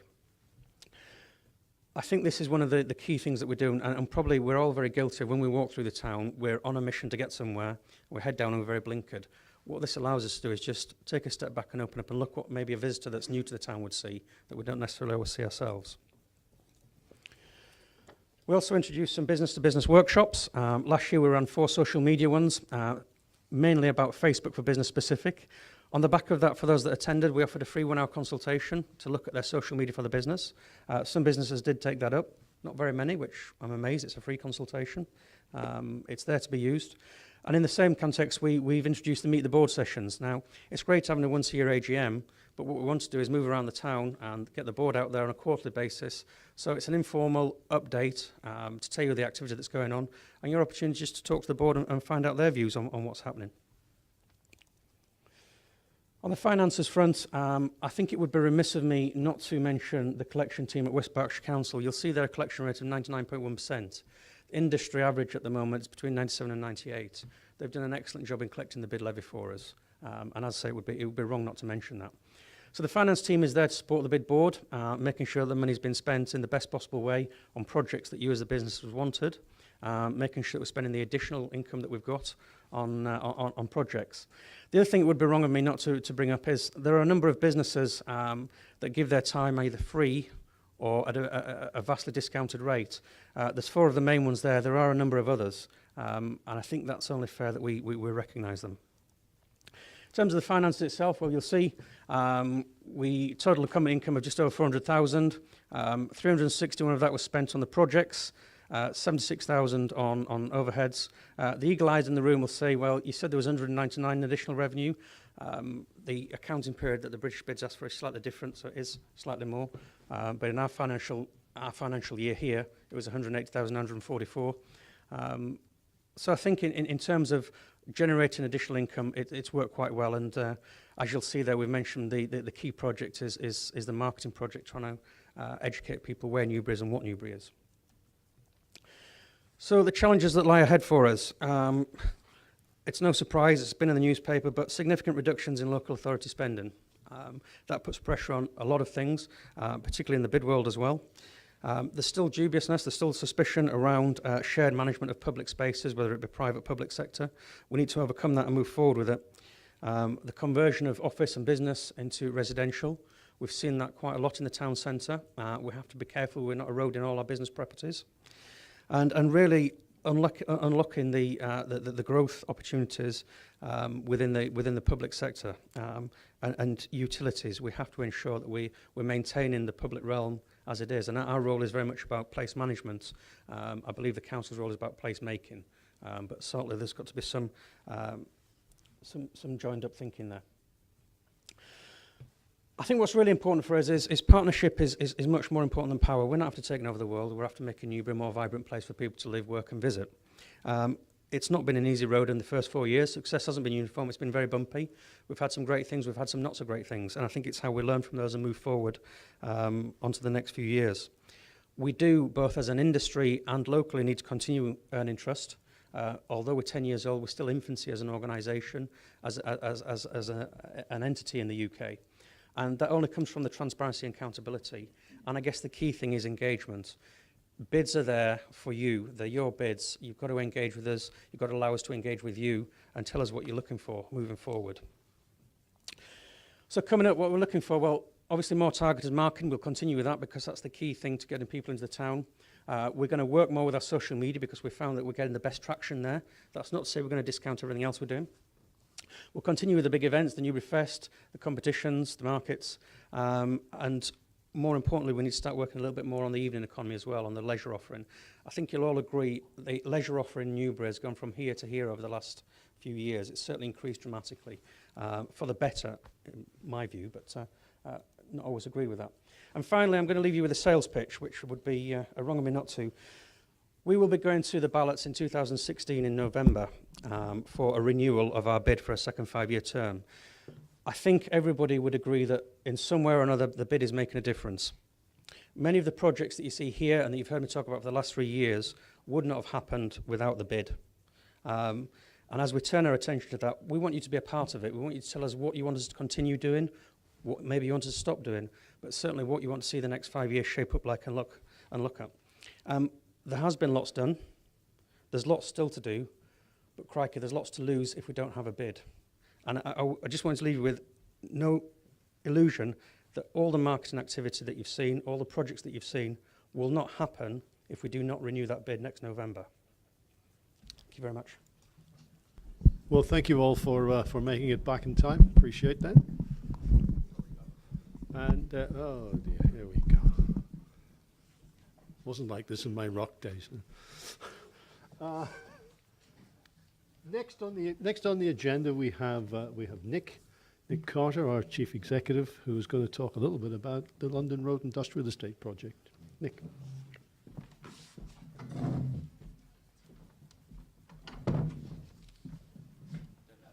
It's about the right height for me.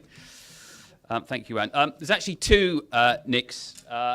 I'm drifting away. Sorry, let's just put that up. I'm going to break it if I do this, I know. You okay at the back? Can you hear me? Yeah, great. There's two Nicks here, actually, this morning. Nick Carter, some of you will know me, but also Nick Kay, who's sitting next to me at the top table, who I'm sure will answer any questions that you've got, who is the Development Director from St Modwyn, and the relevance of that will become clear in a moment. I've not got a particularly long presentation, and I'm aware that there may be some questions, so if I make up a bit of time, then it just allows a bit more time for questions later. Let me just master the IT. Some of you will know that we've been working on London Road for a while. We went to the market a little while back, went through a process of selecting a partner, and we've done that, and the partner is St Modwyn, a well-known regeneration specialist nationally, based in the West Midlands, and work closely with a wide range of local authorities. We've now signed that development agreement with St Modwyn. That's in place. And on the screen, you can see there are sort of four key drivers for what we're wanting to do on London Road. One, we want to regenerate the area. It's pretty run down. Those of you who know the estate will probably recognise that. We want to retain it as an employment site for Newbury. That's its current designation. We do see it as a mixed-use site, however, so there is housing proposed in the strategic master plan. And the council, which is effectively the landowner, does seek to try and protect and, if possible, enhance its income on the site. So those were the key objectives behind the regeneration proposal, and the key objectives behind the proposal when we went to the market. Just want to take you through a little bit of where we are and what you're going to see happen over the next few months and indeed years, so they just bring you up to speed with where this process has got to. The first thing that is going to happen, well, not quite the first thing that's going to happen, but in terms of the overall process, an outline planning application is going to be prepared, again, around mixed use.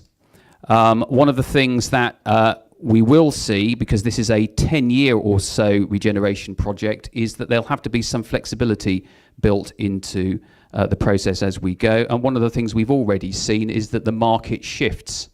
When we started the process around London Road, some of the ideas we had for that site were potentially retail. Some of that has disappeared, and I suspect as time goes on, the shape of what we do on London Road will change as the market changes.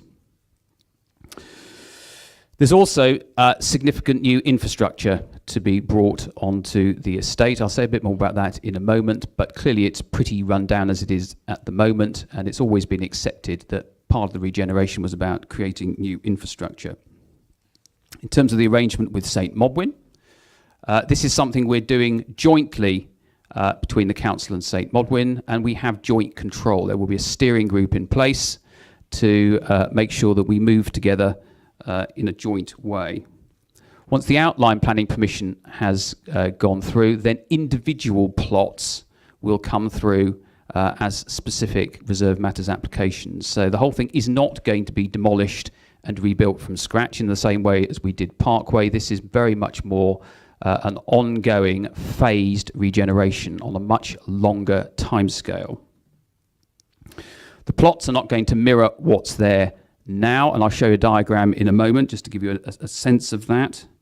We've already started discussions with occupiers on the estate. Indeed, Nick and I are going to see one later this week. And one of the comments that we frequently had is, what are existing occupiers? What's going to happen to existing occupiers? Well, in some cases they will stay. In others, we will be looking to have conversations about relocation. So there's a mixed approach there, and that will all come out of the discussions that I've made reference to already. Now, this is this microphone is bugging me, but hopefully you can still hear me. This is a proposed layout. Interestingly, it's been reshaped as we go. It shows housing to the south and to the east, with the office employment uses concentrated along the A339.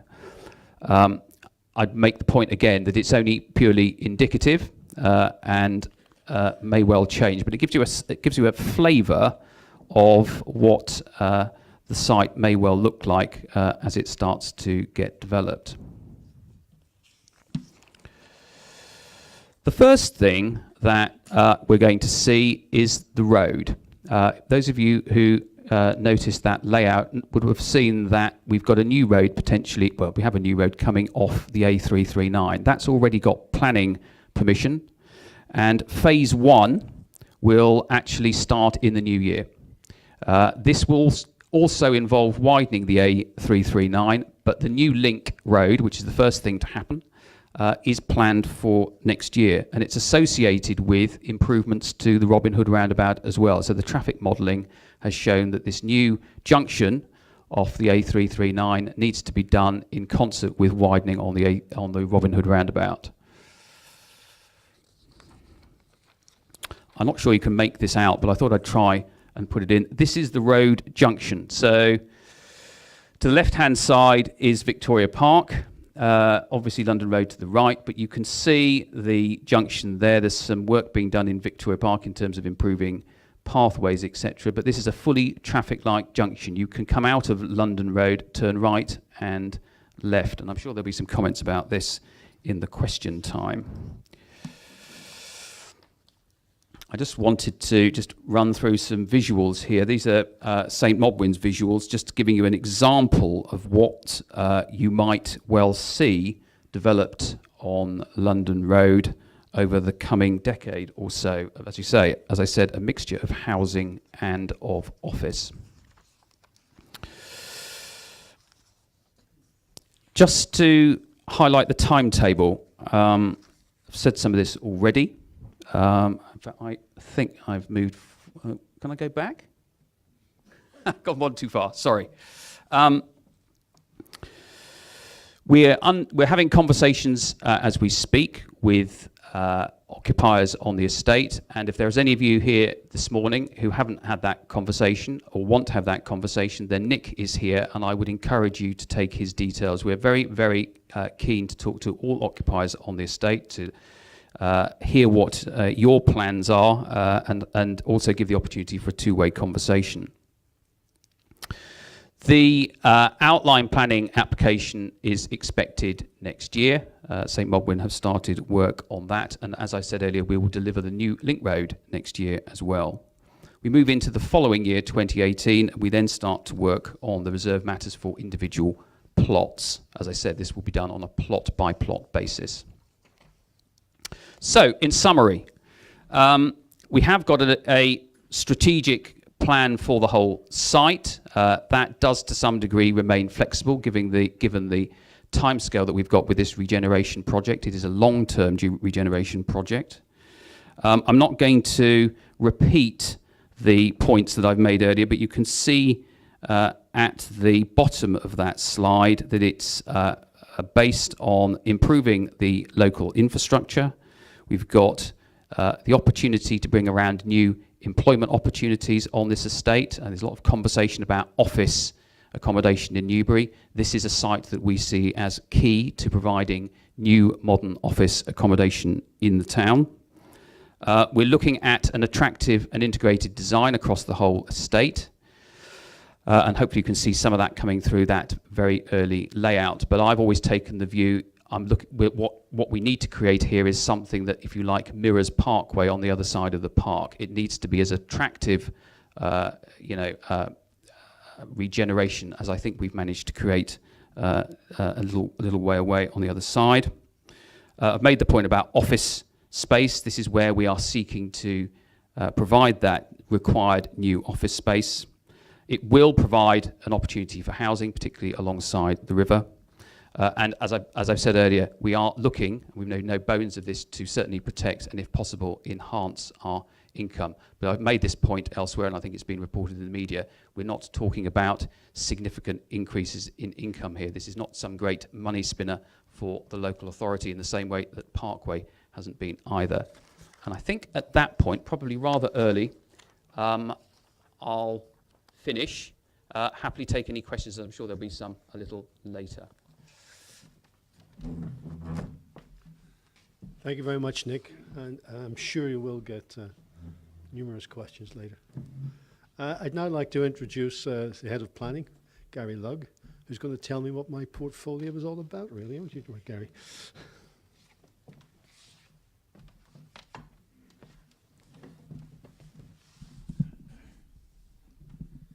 I'm a bit taller than Nick. Can you hear me if I stand about there? That's about right, is it? In the back? Yeah, David? Yeah, cool. Okay, as ever with planning, low profile, uncontroversial, and not a lot happening. Thank you. Good effort. Alan, nothing to worry about. It's all under control. Taught you well, Gary. There is a lot happening in planning. It is controversial, as you can imagine. I think my brief was really just to give you an overview of where we are in planning terms in Newbury, just to give you a quick update. There is a lot going on, but I think the first point for me and the benchmark, the starting point, is just to step back and look at, we have a core strategy in place. So that's the planning policy framework position. That's a starting point. That was adopted back in 2012. And the core to that core strategy was the housing delivery. And that set out 10,500 houses between 2012 and through to 2026. Major part of that was the allocation of two strategic sites, of Sandalford and the racecourse. And I'll come back, and there's a separate slide on those two sites in a second. We're now moving into the second phase of that planning framework, which is site allocations. You'll be aware that's out for public consultation at the moment.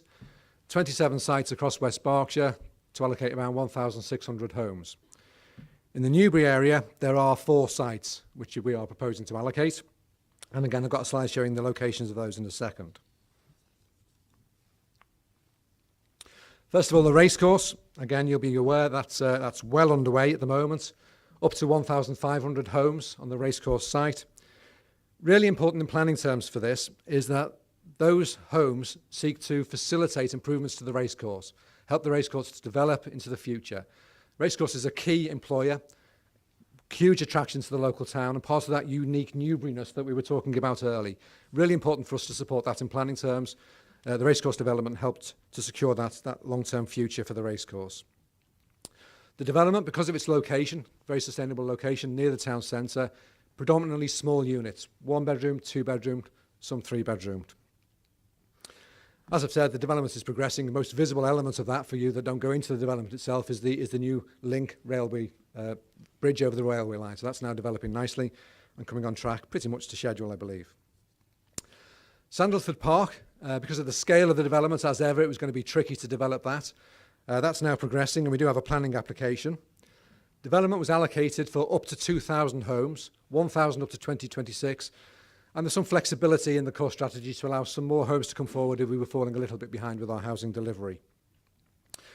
Importantly, Sandalford is that because of its location again, and because we've done a lot of development around the starter homes, the smaller units, it's going to be family home focused. So this is going to be the 2, 3, 4, 5 bedroomed homes. More of a suburban feel to it on the edge of Newbury, around the edge of the college here where we are today. And again, importantly for me, and this is something we're taking a very firm line on, Sandalford must consume its own smoke in terms of infrastructure. So we know that education is challenging. Lots of the schools locally in Newbury are reaching capacity. So the Sandalford must provide education to consume the population increase in its own development area. Similarly, in terms of transport, which we know is challenging, it must develop sustainable solutions in terms of transport. Application, as I say, has been received. It currently stands invalid, but we're fairly confident that developers can overcome some of the small technical issues that are still remaining, and we can get that application process underway shortly. Back to the site allocations. As I said, there were 4 sites in Newbury. Best of us show the map. I don't know whether you can see this actually, it's quite small scale. But if I just locate it, running vertically, obviously, is the 339. Horizontally is the A4. This is north of Newbury. What we have over here, adjacent to the Newbury bypass, is the land, it's known as in the site allocations document, as land at Bath Road, Speen, for 100 houses. That's over here. The allotment site, I think it's known locally as. On this side here, over to the east of Newbury, northeast of Newbury, we've got Coley Farm, Stony Lane for 75 homes. Over this side here. Moving to South Newbury, again 339 running down the middle here. This is Andover Road. And we've got the railway line running across horizontally at the top here. In green, we've got the racecourse development, the allocated site I've already mentioned in the core strategy. And down at the bottom here, the developable area of the Sandalford development. We're obviously here at the at the college today. So developable sites to the south. We have a relatively small site of 15 homes on the Newbury College site. It doesn't really show on this map here, it's too small a scale. And we have between 235 and 255 homes in this area here, which is in the east, southeast Newbury, it's known as, in Greenham Parish. In terms of housing completions, oh, this is moving. I see your problem, Nick, it's slipping. That's fine, no, don't worry, Alan, it's okay. In terms of housing completions, this is a graph that shows how we've delivered completions over the last 10 years or so. I'm just waiting for it to come swinging up. As you can see there, two things really to note from this chart is that early days, back going to 2004, which is the left-hand side, and working along, housing completions were around 1,000 plus back at the beginning of that 10-year cycle. That was when economic buoyancy in the town was at its peak, really, and also in the planned cycle, we had the core strategy in place and development was coming forward fairly steadily.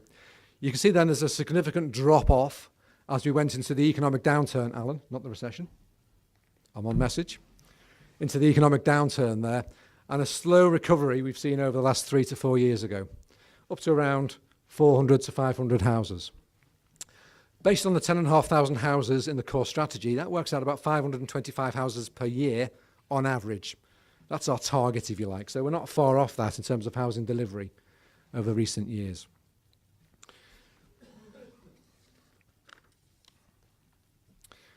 I'll come on to what next on my last slide and where we're going to go next in terms of that. The site allocations, as I say, 1,600 houses. We should see a boost, an increase in housing delivery into the near future before we then start talking about the local plan and where we go next.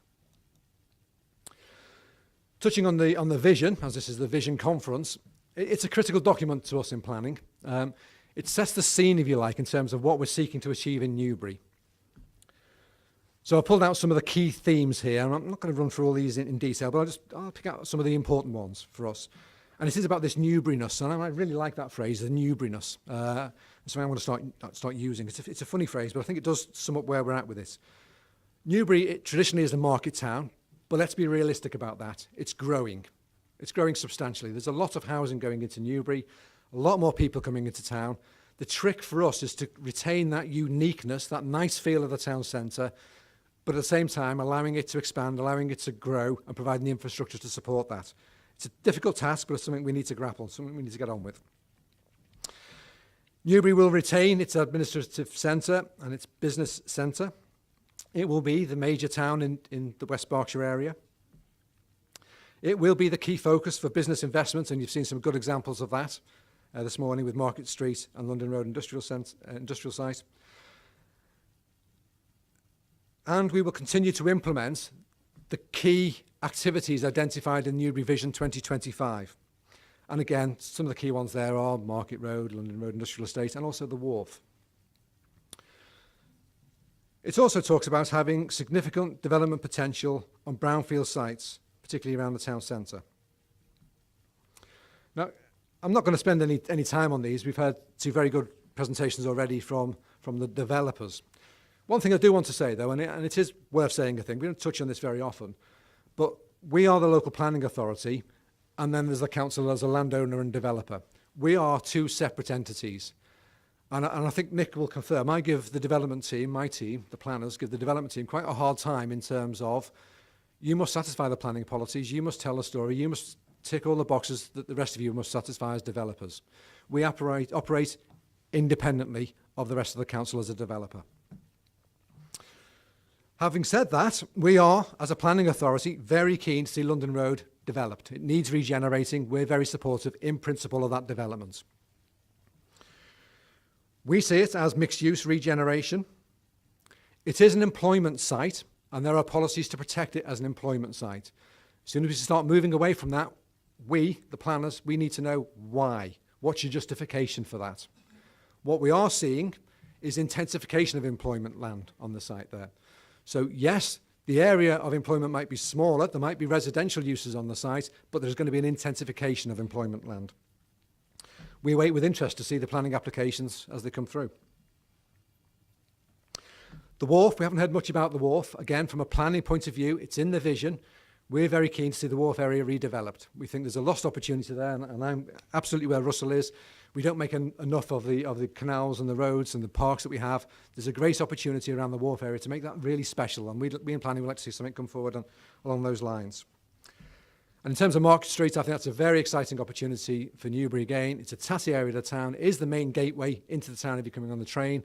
I would like to see a really special development going into there, and we're committing resource in planning terms to try and move that into a operational phase. Okay, now the interesting bit really. What next? Well, we're now moving into a phase, core strategy in place. We've got the site allocations out to consultation. We'll be moving into examination, probably summer next year, independence examination. Hopefully, following that will be adoption by the council. We've already started work preparing the evidence base for the next phase, the local plan. A bit like painting the Forth Road Bridge in planning. Once you finish the plan, you start the next one. Well, we're just gearing up for that next phase, really. Part of that is going to be a new evidence base. We're now looking over a longer period. We're looking out to 2036. So we've got another 10 years beyond the current local plan timeframe. The first piece of the jigsaw, the first bit of the evidence base, is what's known as a SHMAR, the Strategic Housing Market Availability Assessment. This is around housing numbers, the housing mix, the housing numbers we need. So we looked at the change in demography, population. We've got a growing population. We've looked at migration, people moving in, moving out, and there's a bit of both directions. We've looked at travel patterns and so on and so forth. We've looked at the mix of houses. Do we need small? Do we need large? Do we need a mix of both? We've looked at affordable housing. All of those things we've looked at, and we've come up with this through consultants working in consultation, collaboration with the other 5 Berkshire authorities and the LEP. It's on the website if you want to have a look at it. We've produced this strategic housing market assessment, and what that's come out with is an annual figure need of 665 homes per year. Now, I stressed need there. The 10,500 is a requirement. What we're talking about here is a need. Now, there's a subtle difference there. What that difference is, the need is 665. We now need to apply constraints to that, and we have an awful lot of them in Newbury and West Berkshire, AO&B, flooding, you name it, infrastructure and so on. So we apply a layer of constraints on that, and then we look at distribution. Where's that housing going to go? So that 665 is purely the starting point. When we get to the local plan, the figure may well change. May go up, may go down. But I want to stress that's the starting point. It's not the final figure. However you look at it, that's an increase on the 525 we currently have in the core strategy. So there are going to be more houses. It's going to be a step change up in terms of delivery. So once we've got our number, the next question is, where does it go? There needs to be a debate. There are options available to us here. They're all going to be difficult. There are constraints wherever you look around Newbury, West Berkshire. Once we've had that debate, we will then start preparing the local plan, we will put policies in place, and we will seek to allocate sites to deliver these houses on a longer-term basis. So a few questions, really, for debate, for discussion. I haven't got any answers. I haven't got any preconceived idea of where this is going to go for the future. But a few thoughts, really. Some of the questions we need to be asking the local community, including yourselves. Newbury is going to expand. We have a growing population. We need to accommodate that. So, do we go north, up the 339 towards Vodafone? Do we go west, the battlefield, towards the A33? Do we go east, towards Thatcham? Are there opportunities in town centre for building on brownfield? Absolutely. But if we do that, we sacrifice employment land, potentially. The next bit of evidence base that we're going to be looking at is employment. Do we have the right amount of employment? Do we have the right mix?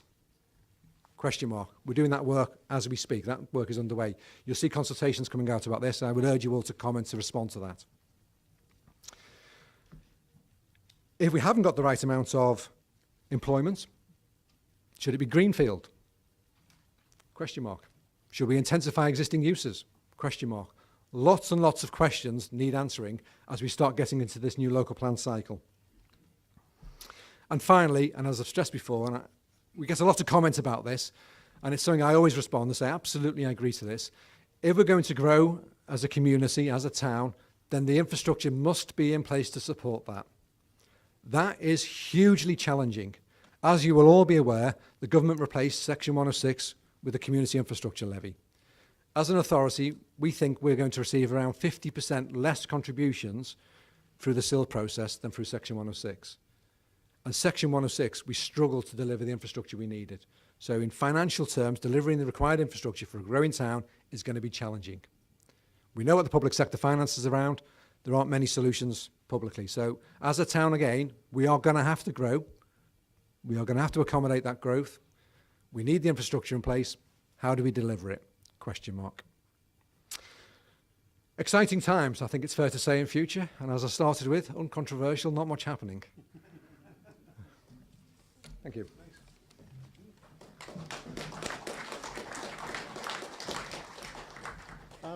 Thank you. Thanks, Gary. I just wanted to add a few things to what Gary has just said, because we're looking at, if you remember, we talked about, you're here for an update for the vision to 2025, and in my introduction I was talking about 2036. And I was trying to get the next local plan is taking us, and we're starting to look at, in fact, we're well underway to 2036. So I think that's the opportunity to get both the Newbury vision, all the other visions as well, and the local plan together. And when we do that, we spend a lot of time, and I know Gary also made a lot of time, when he talks local plan, we talk housing. Well, that's the one that gets all the publicity and creates all the emotion, but there's also employment. There's also another element that we haven't really mentioned much today, and touched on it, the LEP, the Local Enterprise Partnership. It's clear, I'm one of West Berkshire's representatives on the LEP. LEP has got a four-pronged strategy. I won't tell you the details of it, but one of them is about infrastructure, and one of them is about what we call branding, trying to get the message across, trying to someone in Beijing thinking of doing something in this area. What is this area? Now, they don't recognize West Berkshire. I got to tell you, the research we've done, they don't even recognize Berkshire. But they actually do recognize the Thames Valley. So again, we've got to work at that level and bring the whole thing in together. And as Gary said, the SIL looks as if it was going to give us a shortfall in funding for infrastructure. The LEP was another opportunity. The LEP's already helped fund one or two of our roads in the area. So again, the LEP's looking at a bigger picture of infrastructure, and we have got to be a vital part of that. I'll give you another good example of where that's happened. Is part of infrastructure. We all think of roads, but how about thinking of the new road, the new highway, the information highway, super fast broadband? Without the LEP, both lobbying and helping to fund, we wouldn't be where we are in West Berkshire, hoping by the end of 2017 to have super fast to 99.5% of all houses. So it's a complicated picture, as Gary has made the point, very complicated. But it's at these three different layers. I said at the LEP level, which for want of a better word, just think of Thames Valley, at the local level, which is West Berkshire, and then down here at the town level, Newbury or Thatcham or Hungerford. That's all I want to add to that, because I think it's trying to pull the whole thing together. I hope I haven't impinged on any of Nick's closing remarks on that. So, I'm sure there's lots of questions, so we've now got time to go into the Q&A session. And if you could possibly do the honours again. Have we lost the other mic? Who's pinched the mic? There it is, down at the back. Okay, so first question. Again, say who you are. Good afternoon, everybody. My name is Paul Morgan. First point I'd like to make, I've got to go back to work. I've taken a half day off today. It's a shame we didn't have this meeting where more people could attend, by the way, everybody. It would have been good to get more people down here. But point of making I've got to be back to work is I've got a number of questions. So if you bear with me, I'd just like to get a few out, if that's okay. I represent AFC Newbury Football Club. I've been with boys and girls football in Newbury since the last 15 years, something I know a lot about and I'm very passionate about. I also represent Keith Moss here, which is Newbury Football Club. And my point, it's great to hear about employment, and it really is great to hear about that. And it's great to hear about housing, which we all know. We all want the best for Newbury on those two aspects. One thing I'm not hearing a great deal about is the quality of life of Newbury. I'm conscious that as part of the plan at the moment that you've asked Newbury Football Club. Excuse me, sir. Can I just do you have a question rather yes, than I do. a speech, I do. Can we get yes. to the question? I'm please? just giving you a bit of background. Yeah, that's okay. fine. My first question is, you've asked Newbury Football Club to vacate. The lease they've had is in 2018. You've asked them to vacate May of next year.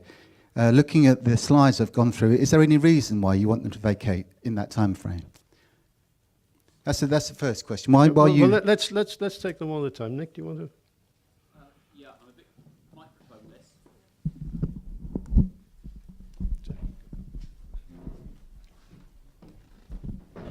We've been having conversations with the football club for quite a while. To answer your question specifically, to facilitate the redevelopment of London Road. Okay. I may get it wrong. You said 2017 submit outland planning. 2017, that's a year after 2016. So again, the question, why did you want Newbury out 2016? We have to move the regeneration project forward. The council has a requirement to ensure vacant possession, and we've taken the view that, you know, that's the right time to do it. So, you know, as I say, it's not as if that's come a bolt out of the blue. We've been talking to the football club for a number of years. I've personally gone to meetings up at the football club. You know, they knew it was coming. We've had extensions to the lease granted on a sort of ad hoc basis to allow you to stay for as long as we felt was appropriate. The time has come now when we need to move London Road on, and the view was taken that that date was the appropriate date to do it. Okay, so what's happening in 2016? What will be on Newbury's the ground at the moment in 2016? I don't know is the answer to that. But you know, we've taken the view that that's the appropriate time for the to break the lease, and you know. But we've had that sort of conversation, and we've had that conversation with the football club. I don't want to sort of open all of that particular conversation up in this setting. I think it's an important question, because at the end of the day, we are taking away a facility that Newbury's enjoyed, for the last, 100 years possibly. Football has been representative and good quality football, and we're just taking that away. My concern, and the reason I mentioned the rambling introduction, is the boys and girls. I used to be pitch secretary for New Boys and Girls, and I know we've got pitches right way out in Stockcross, and we'd love your vision to be, you know, what are we going to do as a town for the quality of life to get some great sporting facilities back into Newbury. You know, my concern is, we're talking about concreting a lot of Newbury over. What I'd like to see is a great sports facility that everyone can use near the town centre that we can all be proud of. I'm not hearing that as part of the vision. Well, we have talked about cultural side of the vision before. It's come up in previous years. It does feature part of the 2026 vision, so it is there. And as you know, we have had conversations about an alternative facility. I'm not going to open that up here now, but, you know... Well, let me put my challenge against you. You know, I don't see what you're going to do with the Newbury Town Football Club after 2016. I think, I welcome other people's views on this in the room. I think it's ever so important that we do not remove facilities. Victoria Park's gone, that we used to use that. You're going to take Friday Road away as well. What are we doing as a community to get an integrated sports facility? I mean, for example, you've probably read about what they've done in Tame. Great facility down there, There's loads of demands for this sort of facility in Newbury. I'm just not seeing, as a community, that we're doing anything about that, and that's my concern. I don't think there's any issues or worries. If you want to move Newbury away from that ground, maybe in 2 years' time, that's great. But my point is, you have to have somewhere else for us to go to. And I think this is a real opportunity for us to work as a team of people to do that. And I'm not hearing, unfortunately, what your plans are for that. As I say, all I'm hearing about is housing. I'm not hearing about quality of life. And, and what we're going to do as a community to get these sports facilities kept and flourished. Now, for example, Northcroft, great facility near the town centre. Could we not maybe work together to actually develop that for all integrated football right across the region? An example, for example. I'm not trying to say, we're burying our head in the sand. If you want to move them away from that, that's great. But let's not do it without a plan. Let's not chuck people out, take facilities away without an alternative. That's my concern. Can we let the gentleman answer this? I'll ask Nick Kay to say a few words as well. But before you do that, I just really want your commitment to actually work with us, not just Newbury Town Football Club, but the boys and girls of this town, to come up with an alternative plan. That's what I'm asking for. Yeah, I think so. I don't wish. I hope I'm not being rude. I think you've made your point very eloquently. Okay, I'm just can we just let the officers here try and answer your question? I think everybody in this room recognises there is a need for sport and leisure to be part of the local planning framework. And the vision, yeah? The vision. Well, that's what I mean. The vision is part of the local planning Well, I framework. buy into that. So we need to do that. It's now a matter of how and when. And I would like one of the two Nicks to take this forward, and then we'll move on to another set of questions, please. Right, well, I'll start. I mean, we have been, as I said before, talking to you for a number of years. Not to me, you haven't, Can I Nick. finish? Can I finish? We have been talking to the football club for a number of years, okay? We've also been talking to Sport England. So we've been having conversations both with you and with the FA and Sport England about reprovision. There is a proposal around a ground share that we have worked on, and that's been put to the football club.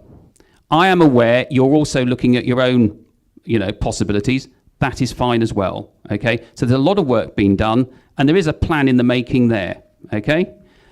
That's all I'm going to say in response to your questions. I'll ask Nick, sitting next to me, to add anything to it. Yeah, hi. I was just going to make reference to Sports England.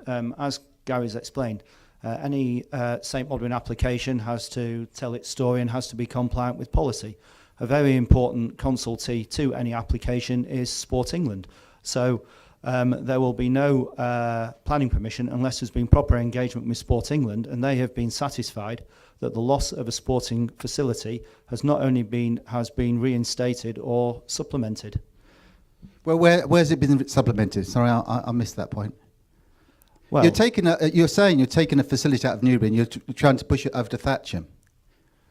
I can't contribute beyond, but all I know is that Sport England are a consultee to the application, and we will need to satisfy Sport England on reprovision.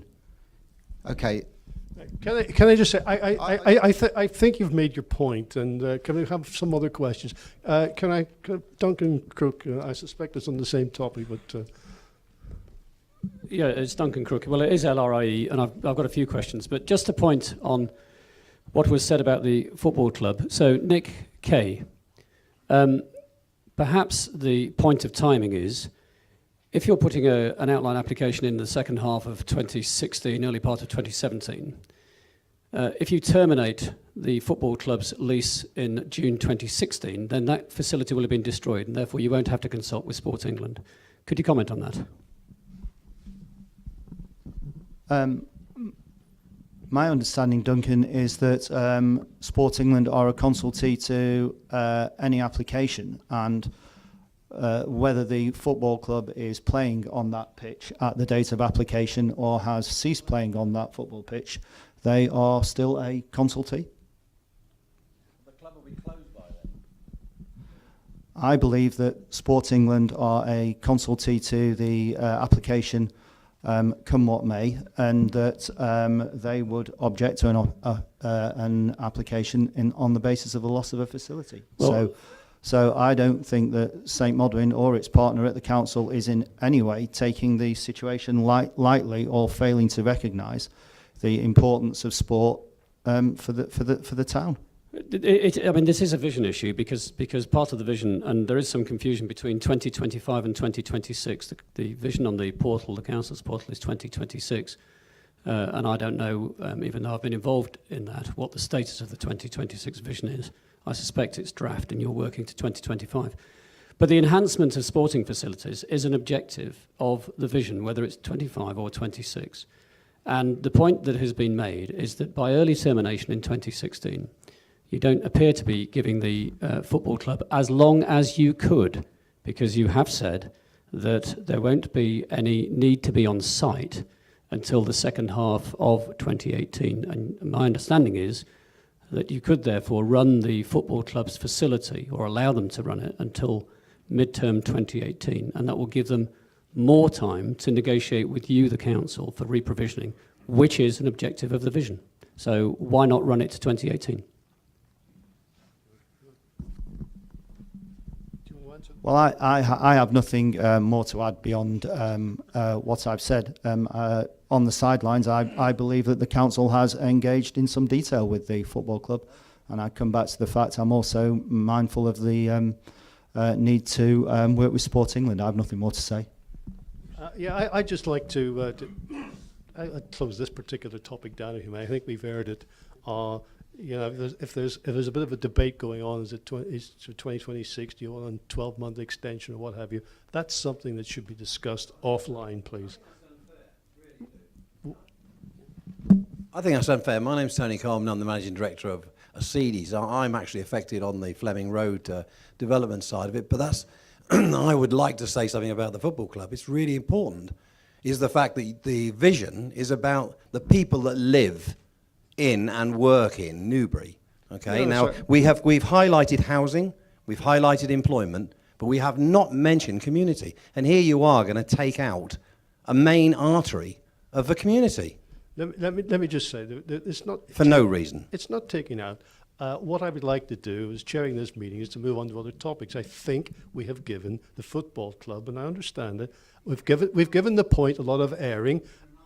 No, we haven't got an answer that's going to satisfy you. Let's be clear on that. There is no answer here that is going to satisfy. You'll rehouse like you promised. Sorry, it's difficult to take. Can I just ask the football? What was your question again?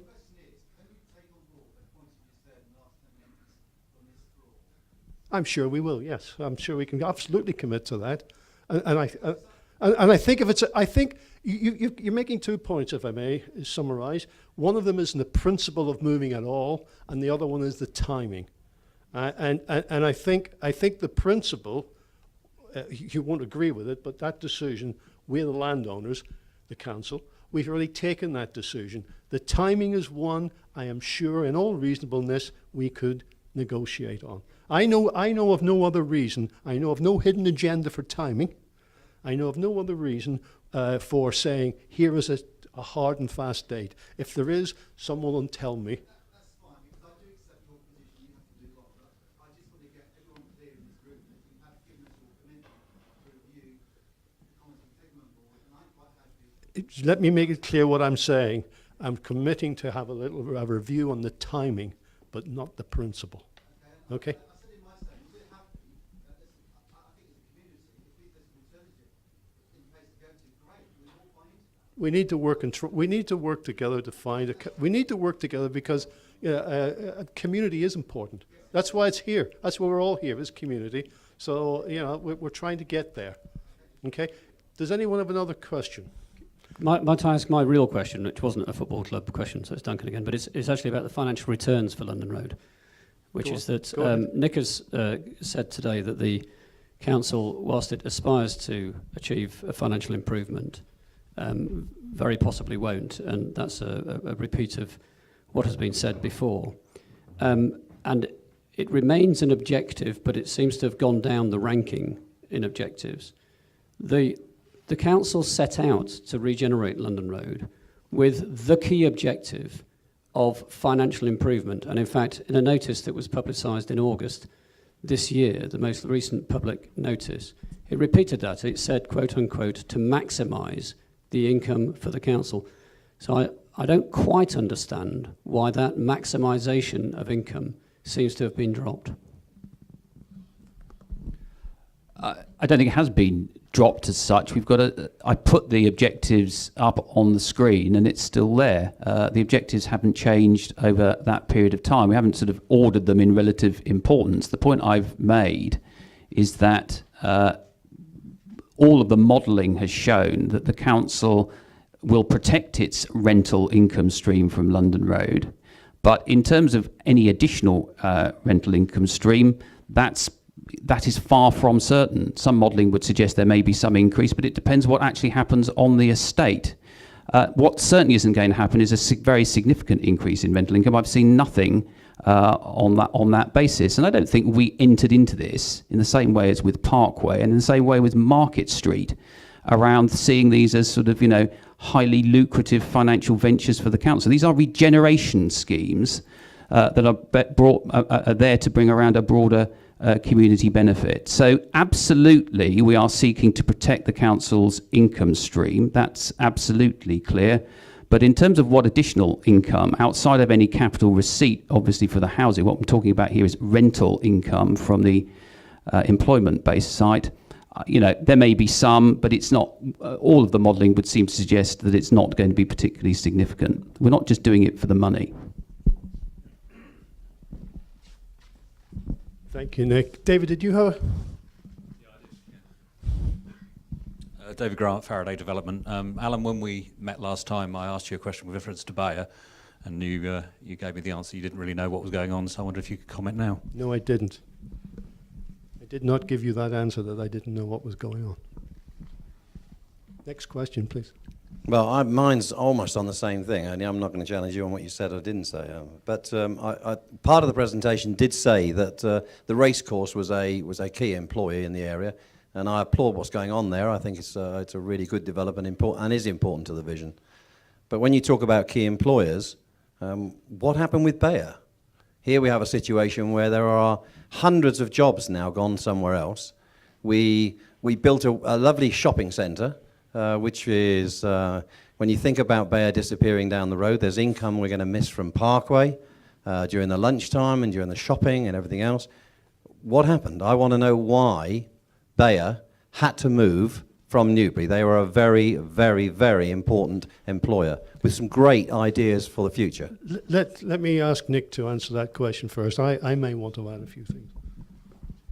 I think first thing I'd say is you probably need to ask Bayer rather than me. But let me take you through this from a council perspective, because I don't think it's being portrayed accurately at the moment in the media. We sat down with Bayer, and actually Duncan, who's spoken already, was absolutely part of that and was quite influential in moving a lot of these conversations forward. But we sat down with Bayer 2-3 years ago, or at least we sat down initially to talk about a potential new site for Bayer in Newbury. And the focus of that discussion was London Road, and you've picked up London Road this morning. So it's an employment site, and we saw Bayer potentially as being a great, if you like, first occupant of London Road. I won't go through all the detailed sort of process here. We moved forward to a point earlier this year when Bayer employed some consultants to look at a raft of sites, both in Newbury and beyond.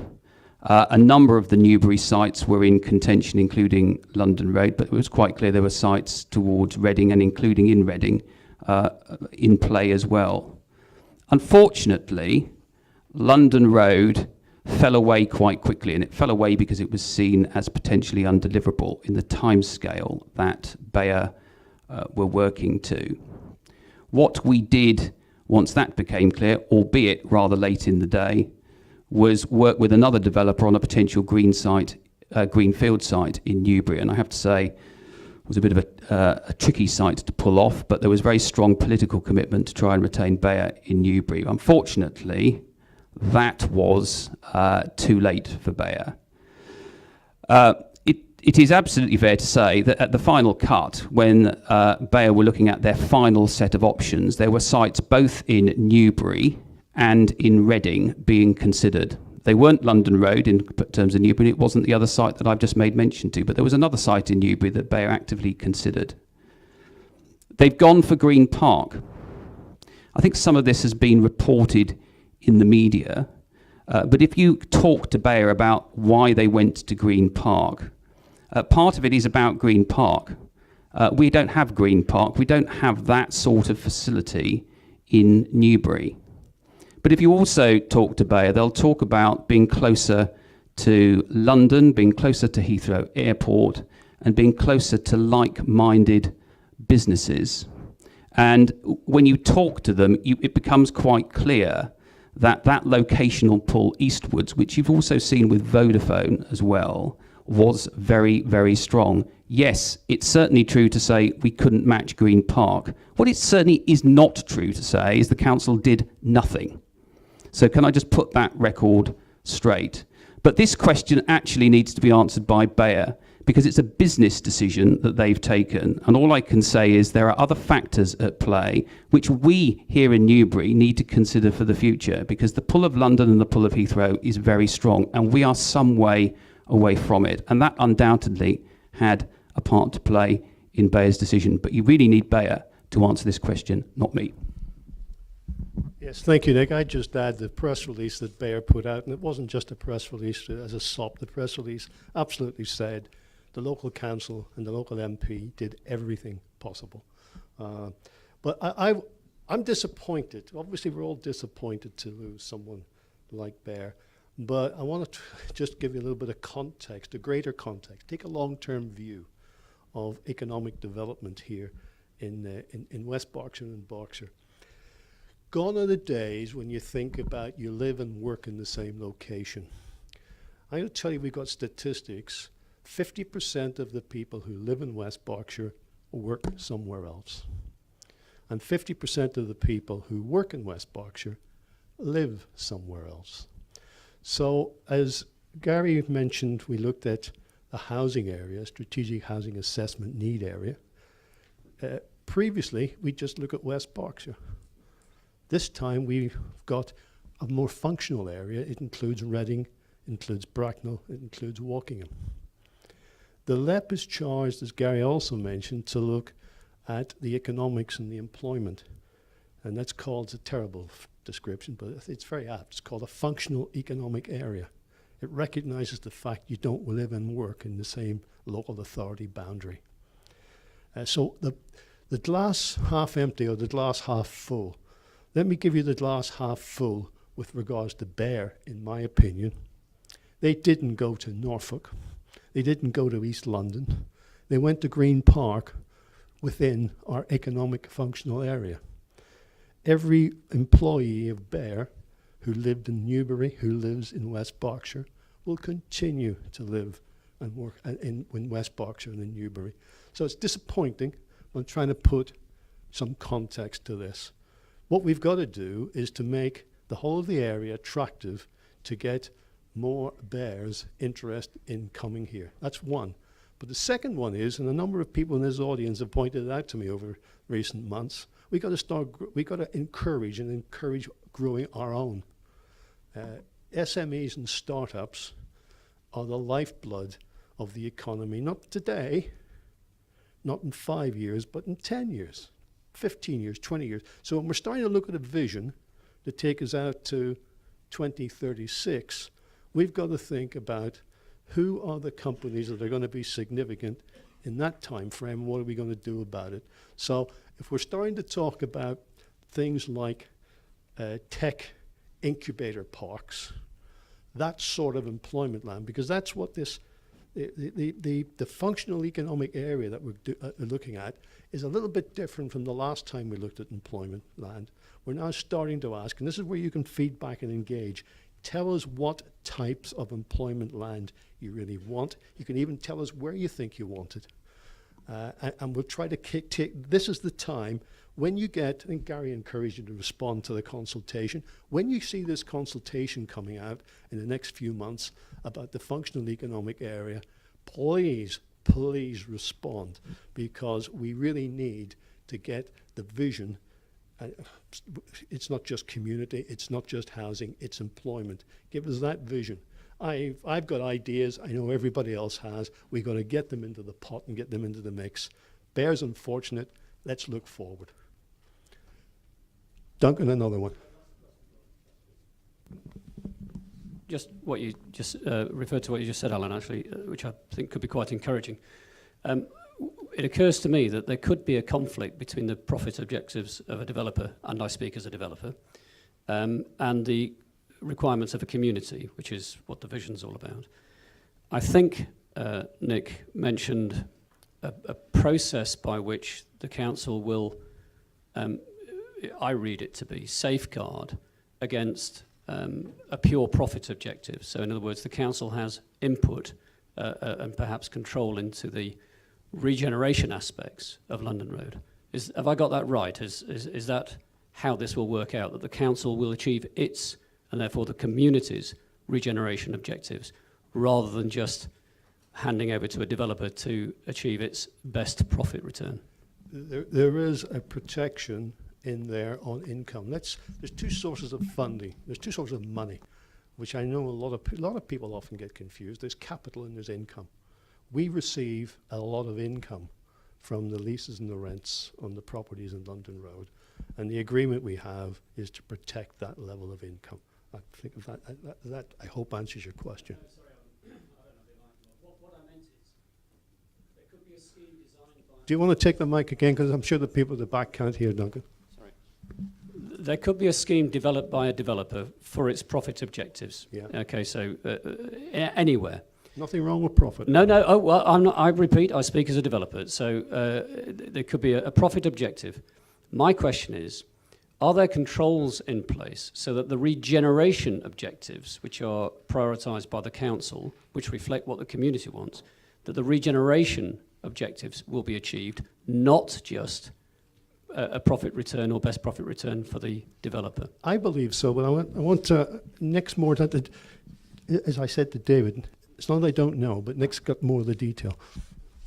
I think the answer is yes. I made reference, Duncan, to the steering group, on which both the council and St Modwyn sit. And if the council were not happy with what St Modwyn were proposing, as I've said earlier, it was being done on a plot-by-plot basis, then we could block that. So I think the answer to your question is yes.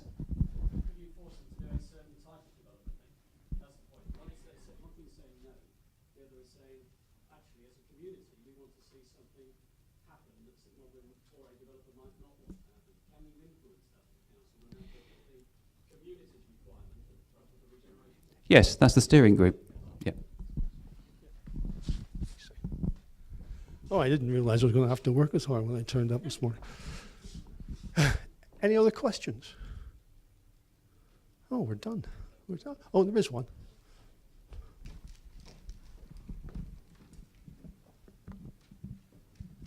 Thanks. Jonathan Hobson from Camp Hobson. Can I just take you back, Alan, to the beginning of the meeting? And I must say, I think it's been a very interesting session overall. Coming back to the beginning, I seem to remember, and correct me if I've got this wrong, you outlined a plan of action. We're going to have an action plan produced, but I didn't hear a timetable for producing it. That was one question. Mm-hmm. And the second question is, and again, apologies if I've misunderstood this, but I think I heard you say the ownership of the vision is more us out here in the body of the hall rather than yourselves as council people at the top table, as it were. If I've got that right, could you expand on it? Because I don't think that is correct. I think it's a shared ownership of the vision. Sorry, have I No, gone no, on a bit there, but does that make sense? Yeah, that absolutely makes sense. Absolutely. Let me take the first one. Action plan. No, I have not. One of my comments when I looked at all of the visions was, although it was named action plans, I said it was more of a wish list. And one of the things that I think we got to do when we're producing and refreshing and looking at these plans is to go through the wish lists and translate them into actions. Okay, and that means somebody has got in their forehead, I've got to deliver this by.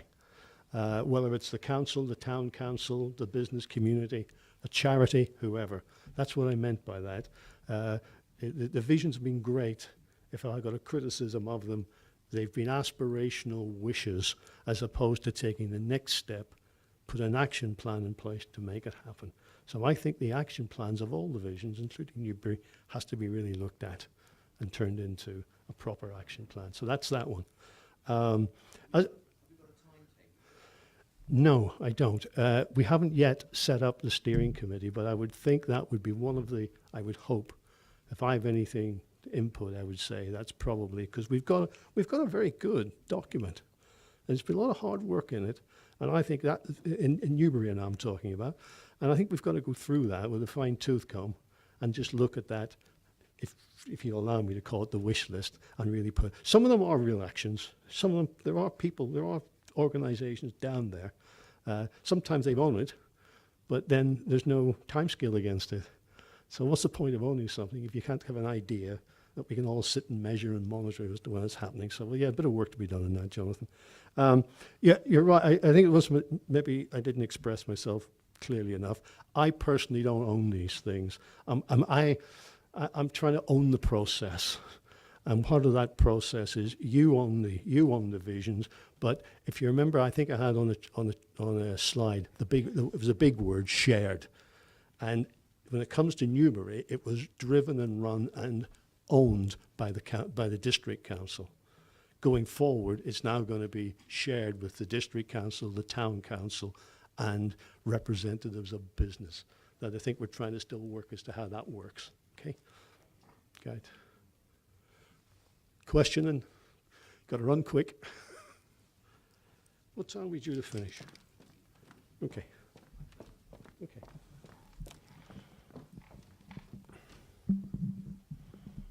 Thank you. Alan Mercado, member of the public. The public's heart dropped when yet another slice, albeit a small slice, of Victoria Park is scheduled to disappear. From when I was a boy, Victoria Park is now 3/4 the size of what it was. Please, can you give me and the Newbury public a cast iron promise that this is the final time that any more slices of Victoria Park will be taken away for the benefit of the thousands of people that are now living in flats without gardens and without play area. Thank you. Thank you. I'll take that because I agree entirely with your sentiment. Yeah, I hope you understand where that little slice is going. If I was to give you a cast iron guarantee, you'd look at me and say, you're a politician. I don't believe it anyhow, so I'm not going to do that. But I certainly agree with you. You know, there are no plans. There are absolutely no plans to build on houses, more houses, anything in Victoria Park. You need the greenery. Nick alluded to the London Road. It wants the same sort of quality as we have over on Parkway. And the plans always include a link across there into the green space of Victoria Park. I can't give you a firm commitment. You know, come 4 years' time, I may not be here, so it doesn't matter. But there's no plan, there is no intention to do anything further with Victoria Park. Is that correct? I got the nods here. I'm going to, sorry, do you wish to have a supplementary on that? Just a quick one. Yeah, go ahead. Some years ago, there was a tin pot plan put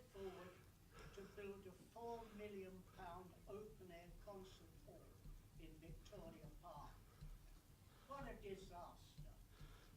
I'm very pleased to say it was shell. I think it still remains shell gathering dust on the shelves of the West Berkshire Council. I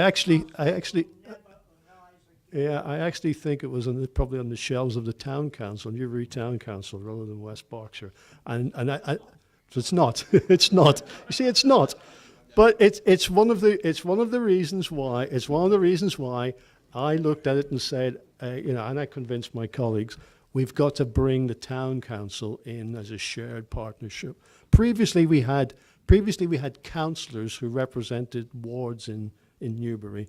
They got involved on the various task groups and what have you, but they were acting not as the town council. Now, Councillor Pick here is a leading light in the town council. David Goff, the new leader of the town council, and they are fully behind what we're trying to do with the governance. So hopefully that will ease your concerns. I've got one last question. It's probably the most important question of the day because it's from a member of the press. There's actually two questions, and I'll keep them as brief as possible because I know time's not on our side. But the first question relates to Boundary Road. We all know now that it's going to be closed for 12 months from January next year. I think we all recognise that this is something that needs to be done with electrification. We all know it's a Network Rail-led project, but my question is the local authority are in charge of the roads and trying to mitigate the impact of that. My question is, what is the council doing to mitigate the impacts of the closure of Boundary Road? I know there's a planning condition on the Racecourse Bridge which prevents that from being used. I know that Northbrook Street, the council said no for pedestrian safety, and I know that the Parkway Bridge, they've said no due to viability, but my question is, what else is the council doing to explore the possibility of impacting that for residents and businesses? That's the first question.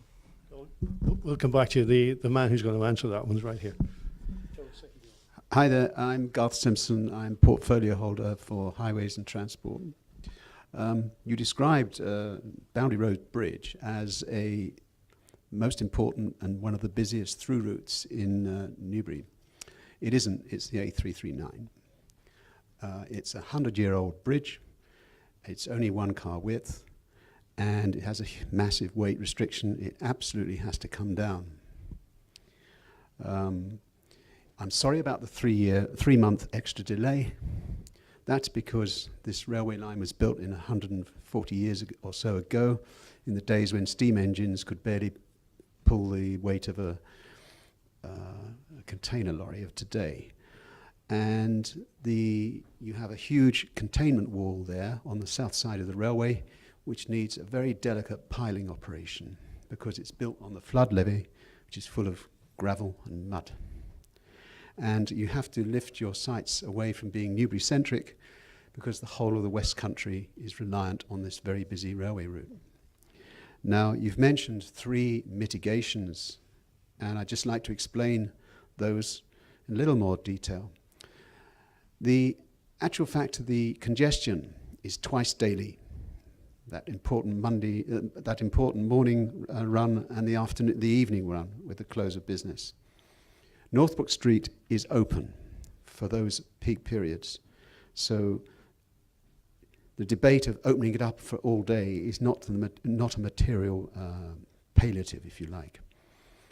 The Racecourse Bridge has been debated. Well, it's private property, it's not in our gift. Conceptually, topologically, it's basically that road system is 2 cul-de-sacs with a connecting pilot road. And if you opened it free to an entire mix of traffic with container lorries, you would end up with overwhelming the streets of Stroud Green and its connection back into the Burger Street, Burger King, the roundabout.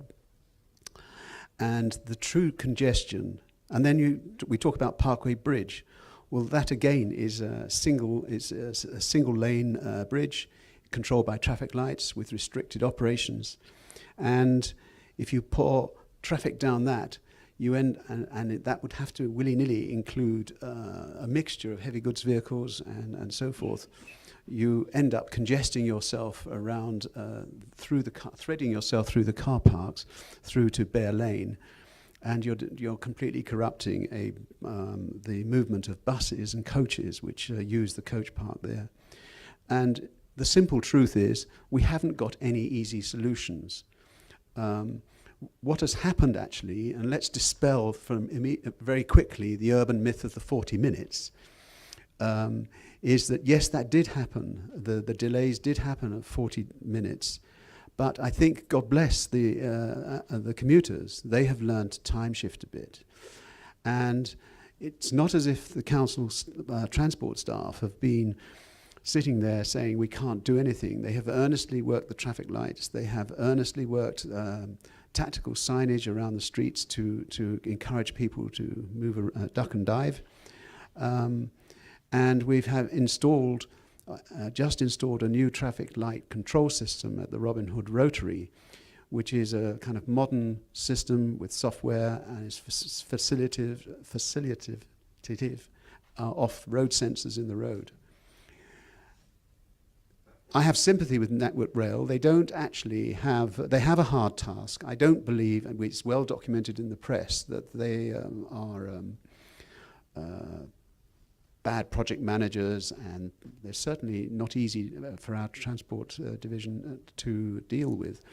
But they have to keep the railway open all the time, and they plan access down as low as every 2 minutes for contractors to work, because safety and the integrity of the overall railway network is their prime criterion. So I'm afraid there's no gain without pain, and I ask people and we have done that in replying to specific emails.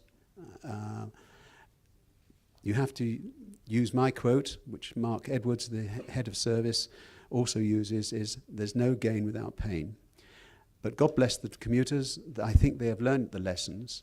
We've sent the transport policy staff driving in their cars, along with project engineers, testing out the time it's taking to move up and down the A339. And let's dispel this myth for once. The average time difference of routes tried out in peak times was 18 minutes, and it was on the north-going traffic flow down Sandalford Link. And it's that complex interaction between two very, very busy roundabouts, the Bear Lane and the Burger King one, with so many streets and narrow streets, that the pressure forms by the queue getting delayed, the queue forming and extending up the Sandalford Link, which then takes time to get digested through the Bear Lane. It starts clearing north of the Bear Lane roundabout. Thank you. Garth, you're going to get a whole page in the Newbury Weekly News to yourself next week. Last question goes back to the London Road Industrial Estate and Bayer, which I have to go back to again. When I spoke to Bayer, they said that the London Road Industrial Estate was their preferred site and that they wanted to stay in Newbury. They made that very, very clear. They also, when I spoke to Gordon Lundy and asked him, is there anything more the council could have done? He said, well, perhaps if it had moved a little bit quicker, the London Road Industrial Estate, then maybe we would have been able to retain Bayer. My question is, if there weren't the delays that there have been in the estate, could Bayer have been retained? Do you honestly think the council have done everything that they can to keep Bayer?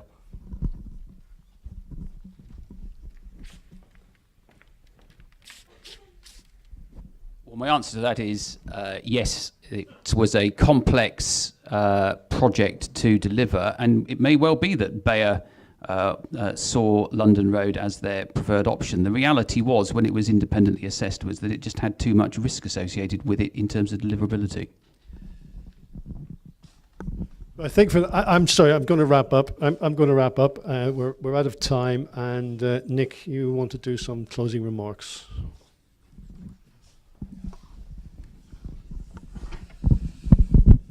Yes, we really are running out of time. I'm just going to keep this extremely brief. I just want to go back to the vision.